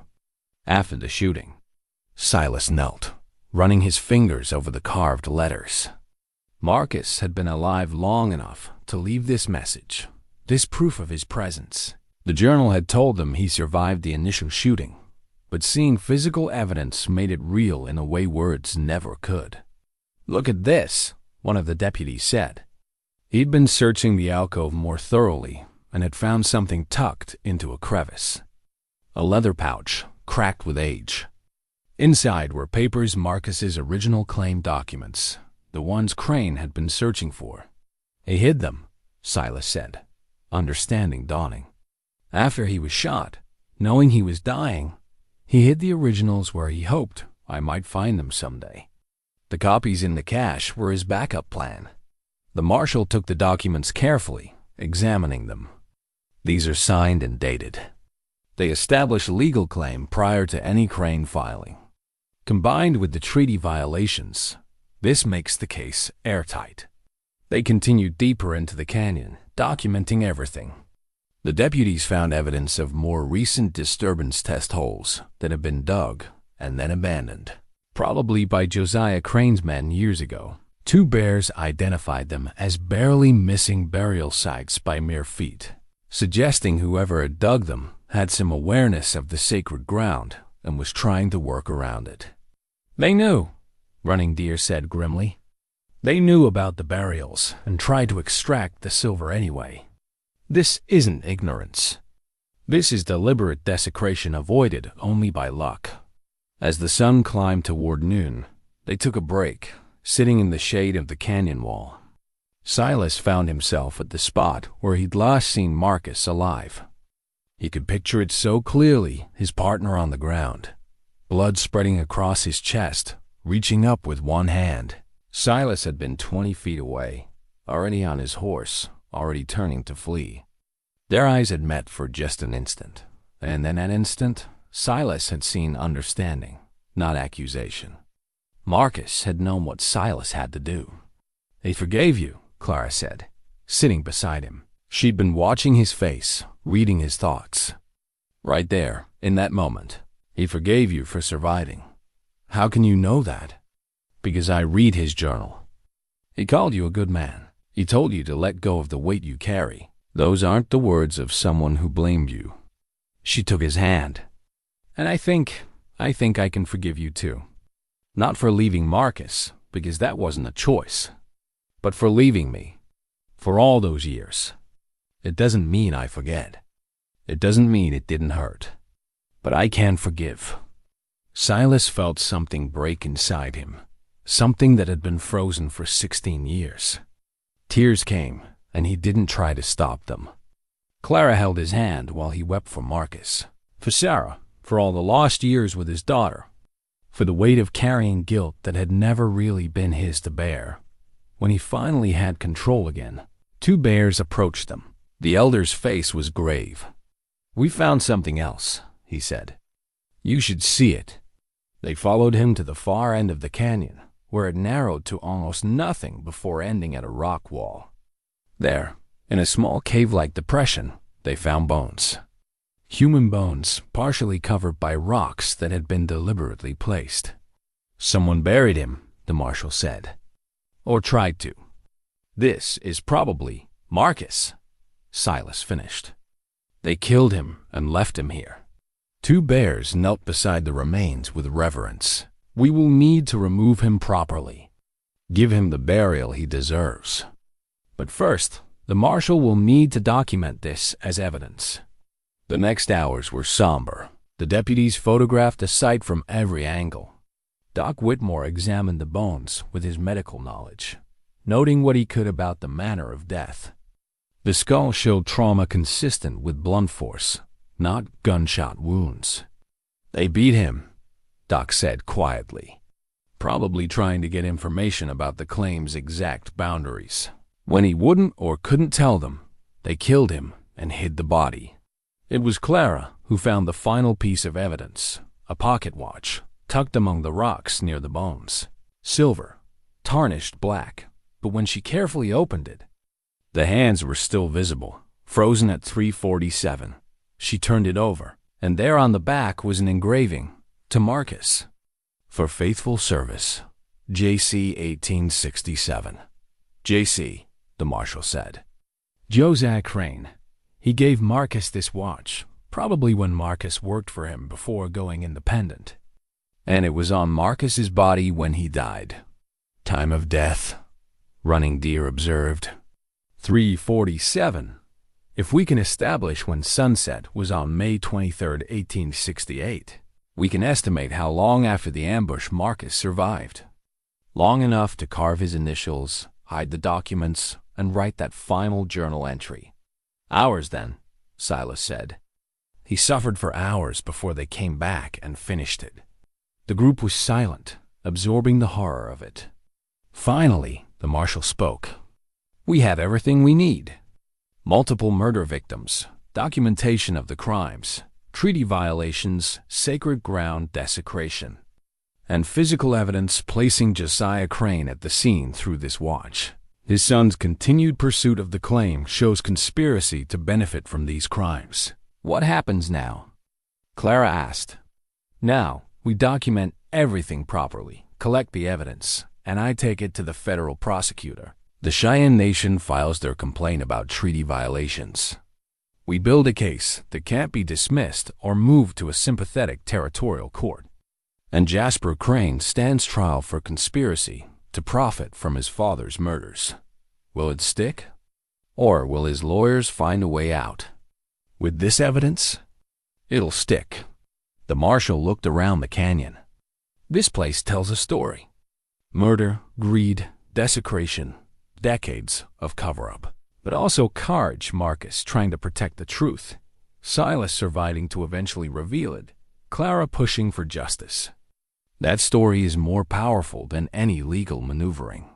They spent the rest of the day finishing their documentation. As the sun began setting, painting the canyon walls in shades of red and gold, two bears performed a ceremony for Marcus. The warriors sang burial songs, honoring a white man who tried to do right by their sacred ground.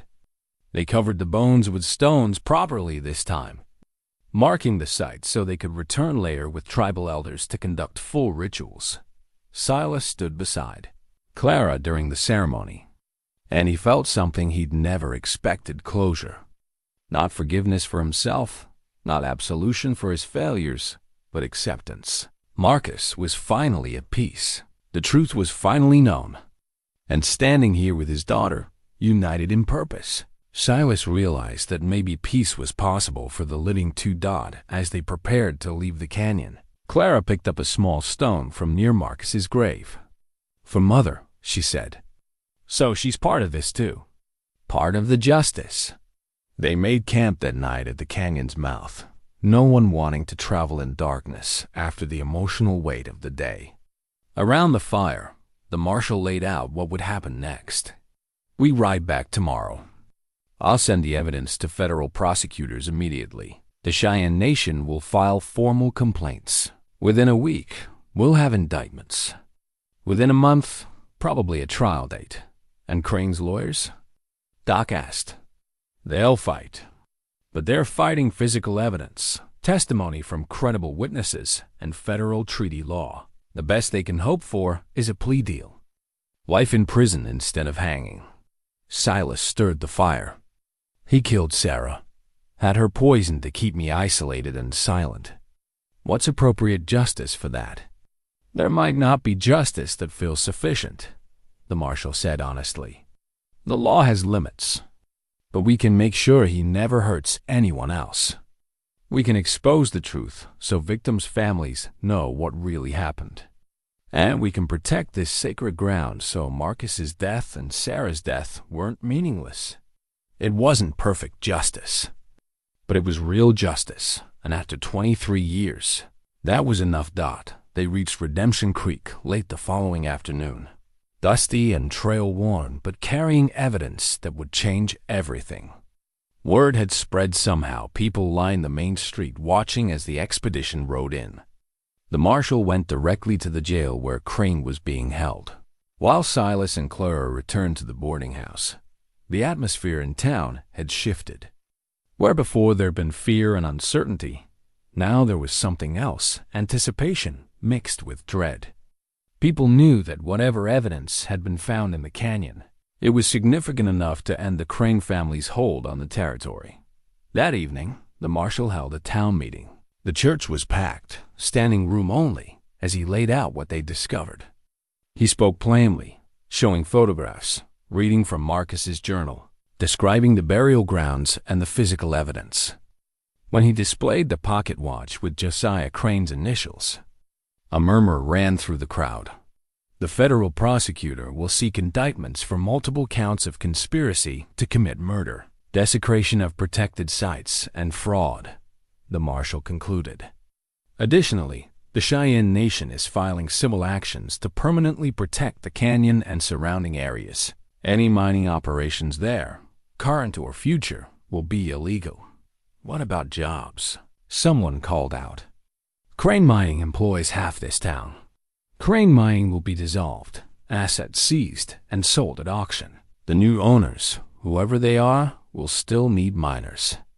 The difference is they'll have to operate legally, safely, with respect for both workers and sacred ground. And if no one buys the operations, then the workers will find other employment, same as they would if any business failed. But gentlemen, this isn't about economics. This is about murder. About men who died because Josiah Crane wanted silver more than he valued human life. About a cover-up that lasted decades. The marshal's voice was hard. Would you really argue that jobs are more important than justice for the dead? The crowd shifted uncomfortably, but no one spoke up to argue further. The evidence was too damning, the crimes too clear. After the meeting, Mrs. Hartwell approached Silas and Clara. I wanted you to know I'm not withdrawing my testimony. Whatever threats they make, whatever it costs me, I'm standing firm. James deserves that much. Others came forward with similar commitments. The tide had turned. Fear was giving way to anger, and anger to determination that the truth be told fully. That night, as Silas lay in bed at the boarding house, he heard shouting from the street. He moved to the window and saw flames. The jail was on fire. People were running with buckets, trying to fight the blaze, but it had already spread through the old wooden structure. Through the smoke and chaos, Silas saw figures on horseback riding out of town. One of them looked like Jasper Crane. He grabbed his rifle and rushed downstairs, where Clara was already at the door. The marshal came running up, his face furious. He's escaped, Tate said. Someone set the fire as a distraction. When we evacuated the prisoners, Crane's lawyers were waiting with horses. They're headed north, probably making for the territorial border. We have to go after them, Silas said. Not we, me, and my deputies. You're not law enforcement, Mr. Cord. That man killed my wife. Killed my partner. You think I'm staying behind? The marshal looked at him, measuring, then nodded. Get your horse, but you follow my orders. Understand? This is an arrest, not vengeance. They rode out within 15 minutes, the marshal. His two deputies, Silas, Doc Whitmore, who insisted on coming, and Running Deer representing the Cheyenne Nation's interests. The tracks were easy to follow in the moonlight, heading north through terrain Silas knew well. Crane was moving fast, but not cautiously, leaving a clear trail. He's heading for the mountain pass, Silas said. Beyond that is territorial boundary, and he probably thinks he can disappear across the line. How long to reach the pass? 4 hours at the pace he's setting. But there's a shortcut rougher terrain, but it cuts an hour off the time. We could get ahead of him, cut him off. The marshal made the decision quickly. Show us. They left the main trail and followed paths that were barely more than game trails, climbing into higher country. Silas's leg was screaming, but he pushed through it. This was the end, one way or another. Either they stopped Crane tonight, or he vanished into the wilderness, and justice would be delayed again, maybe forever. The shortcut was as rough as Silas remembered. Steep climbs, narrow passages, places where they had to dismount and lead the horses. But it saved time, and as dawn was breaking, they reached the pass before Crane's party. The pass was a natural bottleneck-high rock walls on either side, a narrow trail through the middle. Perfect for an ambush, which was probably why Crane had chosen it. What he didn't know was that they'd beaten him there. The marshal positioned his men deputies on either side of the trail, rifles ready. Silas found cover behind a boulder where he could see the approach. Running Deer was beside him, bow strung and ready, preferring traditional weapons for this purpose. They didn't have long to wait. As the sun rose, they heard horses coming fast. Crane's party came into view, the man himself in front, his 2 lawyers flanking him, and 2 hired guns bringing up the rear. 5 men total, all armed. "Jasper Crane," the marshal called out. "You're under arrest. Surrender peacefully and no one gets hurt." Crane reined in his horse, looking around as he realized he was surrounded. His hand moved toward his gun, and the hired men behind him started to draw. "Don't," the marshal warned. "You're outnumbered and outgunned. This doesn't have to end in blood." For a moment, it could have gone either way. Then one of the lawyers made a break for it, spurring his horse back the way they'd come. The movement triggered chaos. The hired guns opened fire, and the marshal's deputies returned it. Horses reared and screamed. Men dove for cover.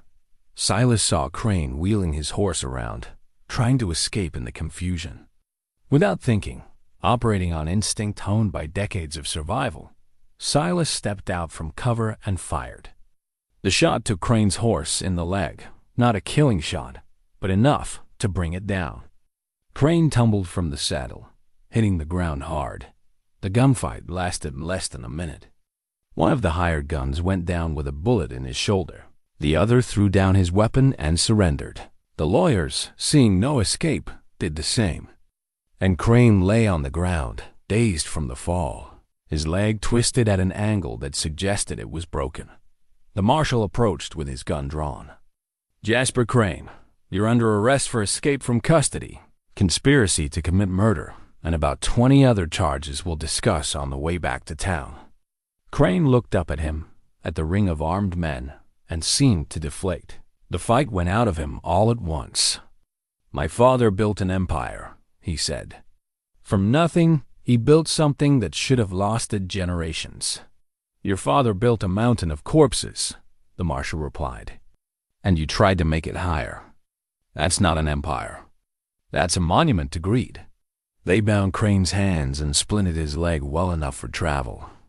The sun was fully up now, warming the air, and as they prepared to ride back, Silas stood looking out at the mountains that had been his home for 30 years. This landscape had witnessed everything: Marcus's death, Sarah's poisoning, his own self-imposed exile, and now this final confrontation. The weight of all those years settled on him, but it felt different now. Not the crushing burden of guilt, but something lighter. Recognition, maybe. Understanding that he'd done what he could with what he knew. And that was enough. Clara had stayed in town, but Silas knew she'd be waiting. They'd ride back together, and this time when he left, if he left, it would be with her blessing, not her resentment. The journey back was slow. Crane couldn't ride with his broken leg, so they fashioned a travois to drag him. The man was silent most of the way, lost in thoughts of his crumbling legacy. The lawyers tried to maintain their professional demeanor, but you could see the fear in their eyes. They'd bet on Crane's escape and lost, and now they'd face charges themselves. They reached Redemption Creek by mid-afternoon. The town turned out to watch Crane being brought back in, bound and broken. Some people cheered. Others just watched in silence, processing the fall of the family that had dominated their lives for decades. Doc Whitmore took charge of treating Crane's leg, setting the break with professional efficiency and zero sympathy. The marshal placed him under guard in a reinforced building, the old bank, which had thick walls and few windows, while arrangements were made for transport to federal custody in Cheyenne. That evening, exhausted beyond measure, Silas returned to the boarding house. Clara was waiting in the parlor, and when she saw him, relief flooded her face. She stood and moved toward him, and without thinking, without the careful distance they'd maintained, they embraced. Father and daughter, finally, truly connected. "It's over," she said into his shoulder. "It's over," he agreed. "Justice is done." They stood like that for a long moment, and Silas felt the last piece of the weight he'd carried for 23 years finally lift. The bullet was gone. The truth was known. The guilty would face consequences. And perhaps most importantly, he and Clara had found each other again. Later, sitting together in the quiet boarding house, Clara said, "What happens now?" "For you, I mean. Do you go back to the mountain?" "I don't know," Silas admitted. "Part of me wants to. It's the only home I've known for 3 decades. But another part," he looked at her, "another part wants to stay, to make up for lost time, to know my daughter as an adult, not just the child I left behind." "You can't make up for lost time," Clara said, but her voice was gentle. "What's gone is gone, but you can choose what comes next." "We both can. What do you want?" Clara thought about it, really considered it. "I want to know you. The real you, not the ghost I've been angry at for 16 years. I want to understand why you made the choices you did, even if I don't agree with them. And I want," she paused, "I want to believe that family can be rebuilt, even after it's been broken." "That sounds like a good start," Silas said. They sat together in the lamplight, and for the first time in longer than either could remember, the future felt like something other than a burden. It felt like possibility. 3 months had passed since that night in the pass, and autumn had given way to the first snows of winter. Silas stood at the window of Clara's boarding house, watching the flakes drift down onto Redemption Creek's main street. The town looked peaceful under its blanket of white, transformed from the tense, fearful place it had been into something more hopeful. The trial had concluded 2 weeks ago in Cheyenne. Federal prosecutors had presented the evidence: Marcus's journal, the documents from the cache, the physical findings from the canyon, testimony from 2 bears and the tribal elders about the sacred burial grounds. Doc Whitmore had testified about Sarah's symptoms and the likelihood of arsenic poisoning, Mrs. Hartwell, and a dozen other. Townspeople had spoken about unsafe mining practices and suspicious deaths over the years. The pocket watch with Josiah Crane's initials, found with Marcus's remains, had been particularly damning. Jasper Crane had been convicted on multiple counts: conspiracy to commit murder, desecration of protected sites under federal treaty law, fraud, and criminal enterprise. The judge had sentenced him to life in prison with no possibility of parole. His lawyers, convicted of aiding a fugitive, received 5 years each. The Crane mining operations had been dissolved, assets seized and sold at auction to pay restitution to victims' families. The new mining company that bought the salvageable claims was run by a consortium that included several former Crane employees who testified about the unsafe conditions. They'd implemented new safety standards, fair wages, and most importantly, a strict policy against any operations near Cheyenne's sacred sites. 2 Bears served as a paid consultant, ensuring that tribal concerns were respected. Marshall Tate had returned to Cheyenne, his work done. But before leaving, he'd shaken Silas's hand and said, "You did a brave thing. Not just facing Crane, but facing your own past. That takes more courage than most men ever find." Doc Whitmore had been proven right about his suspicions regarding Sarah's death. The journal entry describing her symptoms had been enough for medical experts to conclude that arsenic poisoning was the likely cause, though Josiah Crane was long dead and couldn't face justice for her murder. The truth being known had given both Silas and Clara a measure of peace. The most meaningful moment had come a month ago, when 2 Bears and the Cheyenne elders had held a ceremony at the canyon. They'd properly interred Marcus's remains according to their traditions, honoring him as a man who tried to protect sacred ground even at the cost of his own life. Silas and Clara had been invited to attend, and standing there with the tribal community, participating in songs and rituals that predated the territory itself. Silas had felt a connection to something larger than his own grief. 2 Bears had presented him with a ceremonial pipe afterward. "For your friend Marcus," the elder had said. "And for you, who carried his truth in your body until it could be spoken." The spirits recognize sacrifice, even when it comes in unexpected forms. Now, watching the snowfall, Silas reflected on how much had changed. His leg had fully healed. The wound that had taken 23 years to manifest was finally closed. The infection conquered. Doc Whitmore said he'd probably always have some stiffness, some reminder of the bullet that had lived inside him, but he could walk, ride, and live without constant pain. The physical healing mirrored something deeper. Doc Clara came up beside him, 2 mugs of coffee in her hands. She'd taken to making coffee the way Sarah used to, strong and black, with just a hint of cinnamon. It was a small thing, but it connected past and present in a way that felt healing rather than painful. "Thinking about the mountain?" she asked. "Always," he admitted. "It's part of me. But so is this." He gestured to the town, to the boarding house, to her. "I spent 30 years believing I needed to be alone to be strong. Turns out I was just scared of letting anyone close enough to hurt me again. And now? Now I'm still scared, but I'd rather be scared and connected than safe and alone." Clara smiled. That's progress. They'd settled into a rhythm over the past months. Silas had taken a room at the boarding house, helping Clara with maintenance and repairs in exchange for lodging.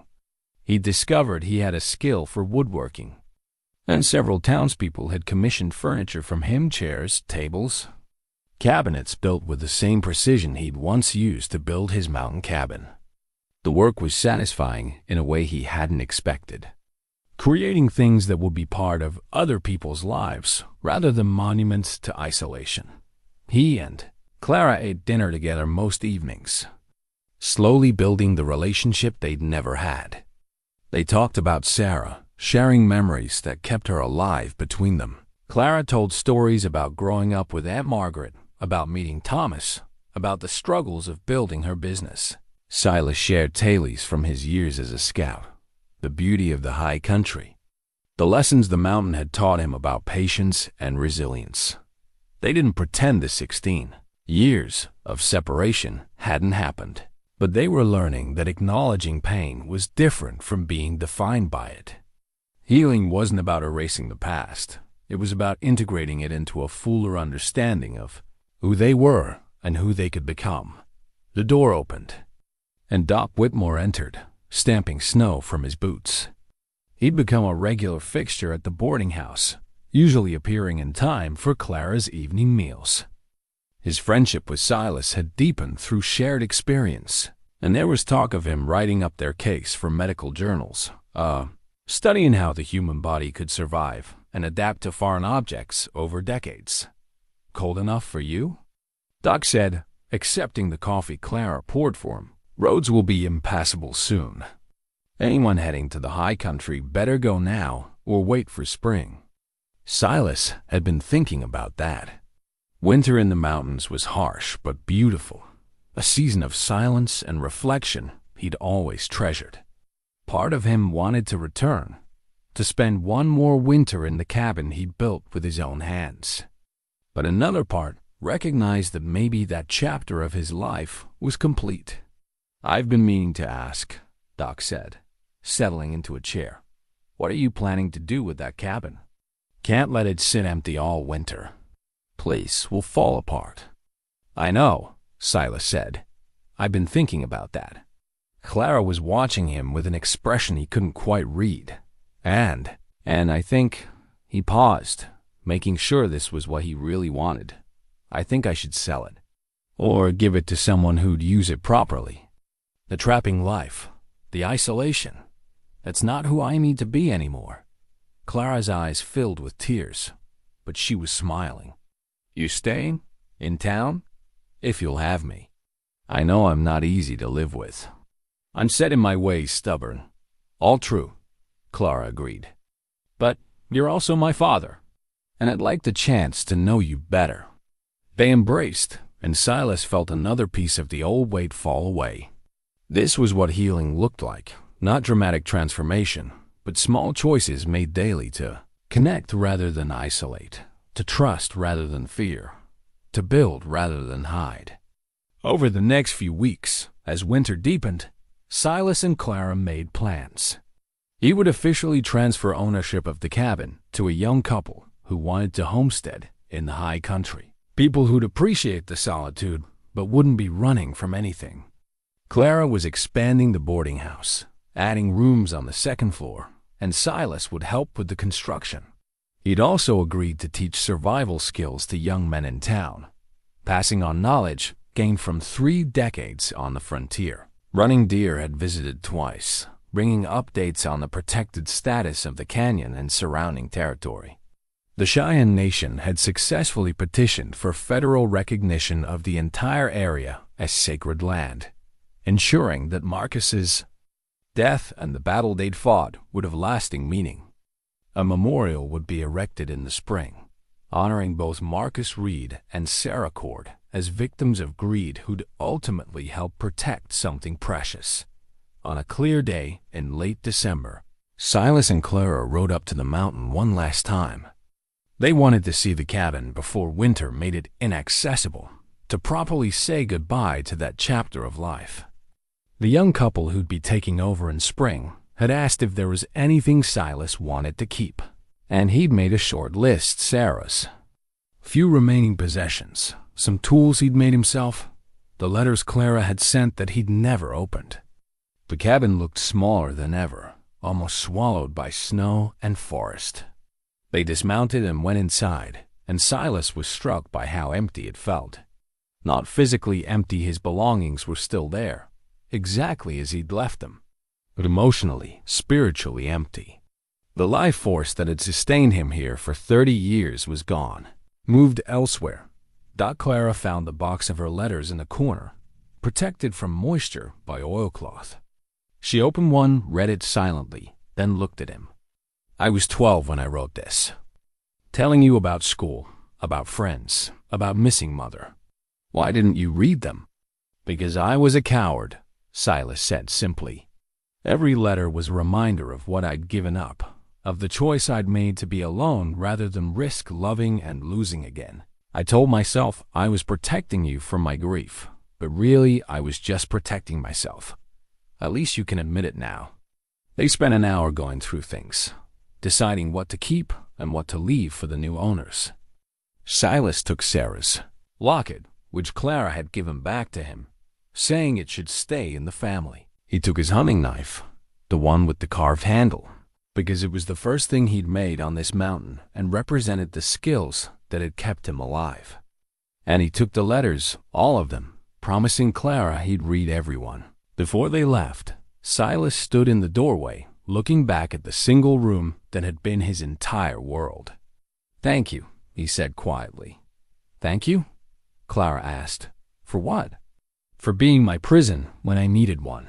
For keeping me safe while I learned how to live with loss. For being here when I was ready to face what I'd been running from. He closed the door gently. But I don't need you anymore. They rode down the mountain as the sun was setting, painting the snow in shades of gold and pink. Behind them, the cabin stood silent and waiting for new stories. Ahead, Redemption Creek glowed with lamplight and the promise of warmth and community. That night, sitting in Clara's parlor with the fire crackling and the snow falling softly outside, Silas finally opened the letters.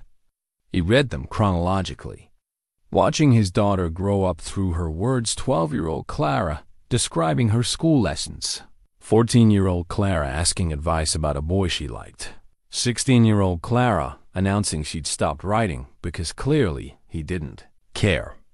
Each letter was a stab to the heart, but also a gift.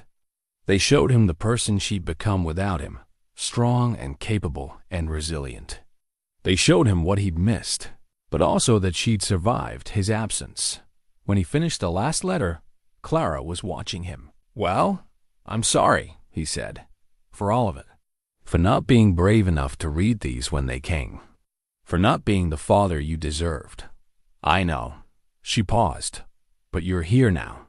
That has to count for something. "It does," Doc Whitmore said. He'd arrived while Silas was reading, had been sitting quietly in the corner. Redemption isn't about the past. It's about what you do with the present. Over the following months, as winter slowly gave way to spring, Silas built a new life. He attended the memorial service when it was erected at the canyon, a simple stone marker naming Marcus Reed and Sarah Cord, with an inscription in both English and Cheyenne honoring their role in protecting sacred ground. 2 bears blessed the site, and townspeople came to pay respects, many of them former Crane employees who'd found better work and wanted to honor the truth that had freed them from fear. Silas and Clara's relationship continued to deepen. They had disagreements. She was as stubborn as he was, after all, but they worked through them with honesty rather than silence. He taught her to track and hunt, skills she'd never learned growing up. She taught him to read beyond basic literacy, opening worlds of knowledge he'd never explored. They were creating something new, not replacing what was lost but building beside it. On a warm day in May, almost a year after the bullet had ruptured and changed everything, Silas sat on the porch of the boarding house watching life happen on Redemption Creek's main street. Children played, merchants conducted business, people greeted each other with the ease of community. He was part of this now, woven into the fabric of town life in ways he'd never imagined possible. Clara joined him, settling into the chair beside his. "Penny, for your thoughts." "I was thinking about that bullet," he said. "How it sat inside me for 23 years, causing pain but also in a strange way keeping me alive. If it had killed me in 1868, none of this would have happened. Marcus's truth would have died with us. The Cranes would have gotten away with everything. So you're saying it was meant to be?" "No. I'm saying that sometimes the things we think are destroying us are actually preparing us for what comes next. The bullet forced me down from the mountain. The wound forced me to your door. The pain forced me to face what I'd been running from.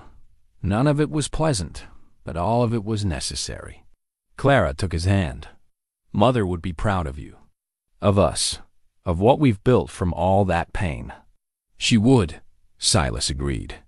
And for the first time in 16 years, thinking about Sarah didn't bring crushing guilt. It brought gratitude for the time they'd had, acceptance of the loss, and recognition that honoring her memory meant living fully, not hiding away. As the sun set over Redemption Creek, painting the sky in brilliant colors, Silas Cord, mountain man, survivor, father, sat with his daughter and felt something he'd forgotten was possible: contentment. The weight he'd carried for so long was finally completely gone. Not because the past had changed, but because he'd learned to carry it differently, shared among people who cared, integrated into a life that had room for both joy and sorrow. The bullet was gone. The truth was known. Justice had been served. And most importantly, a father and daughter who'd been separated by grief and pride had found their way back to each other. The story that had begun with an ambush in a canyon decades ago had ended not with vengeance or violence, but with healing and hope.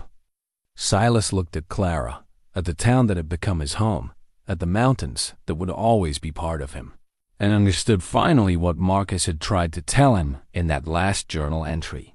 "The weight you carry will kill you if you don't learn to set it down." He'd carried a bullet for 23 years and guilt for even longer. But he'd finally learned to set both down, to let others help bear the burden. To accept that strength wasn't about suffering alone, Dot. And in that acceptance, in that simple act of letting go, Silas Cord found something more valuable than any silver vein. He found peace.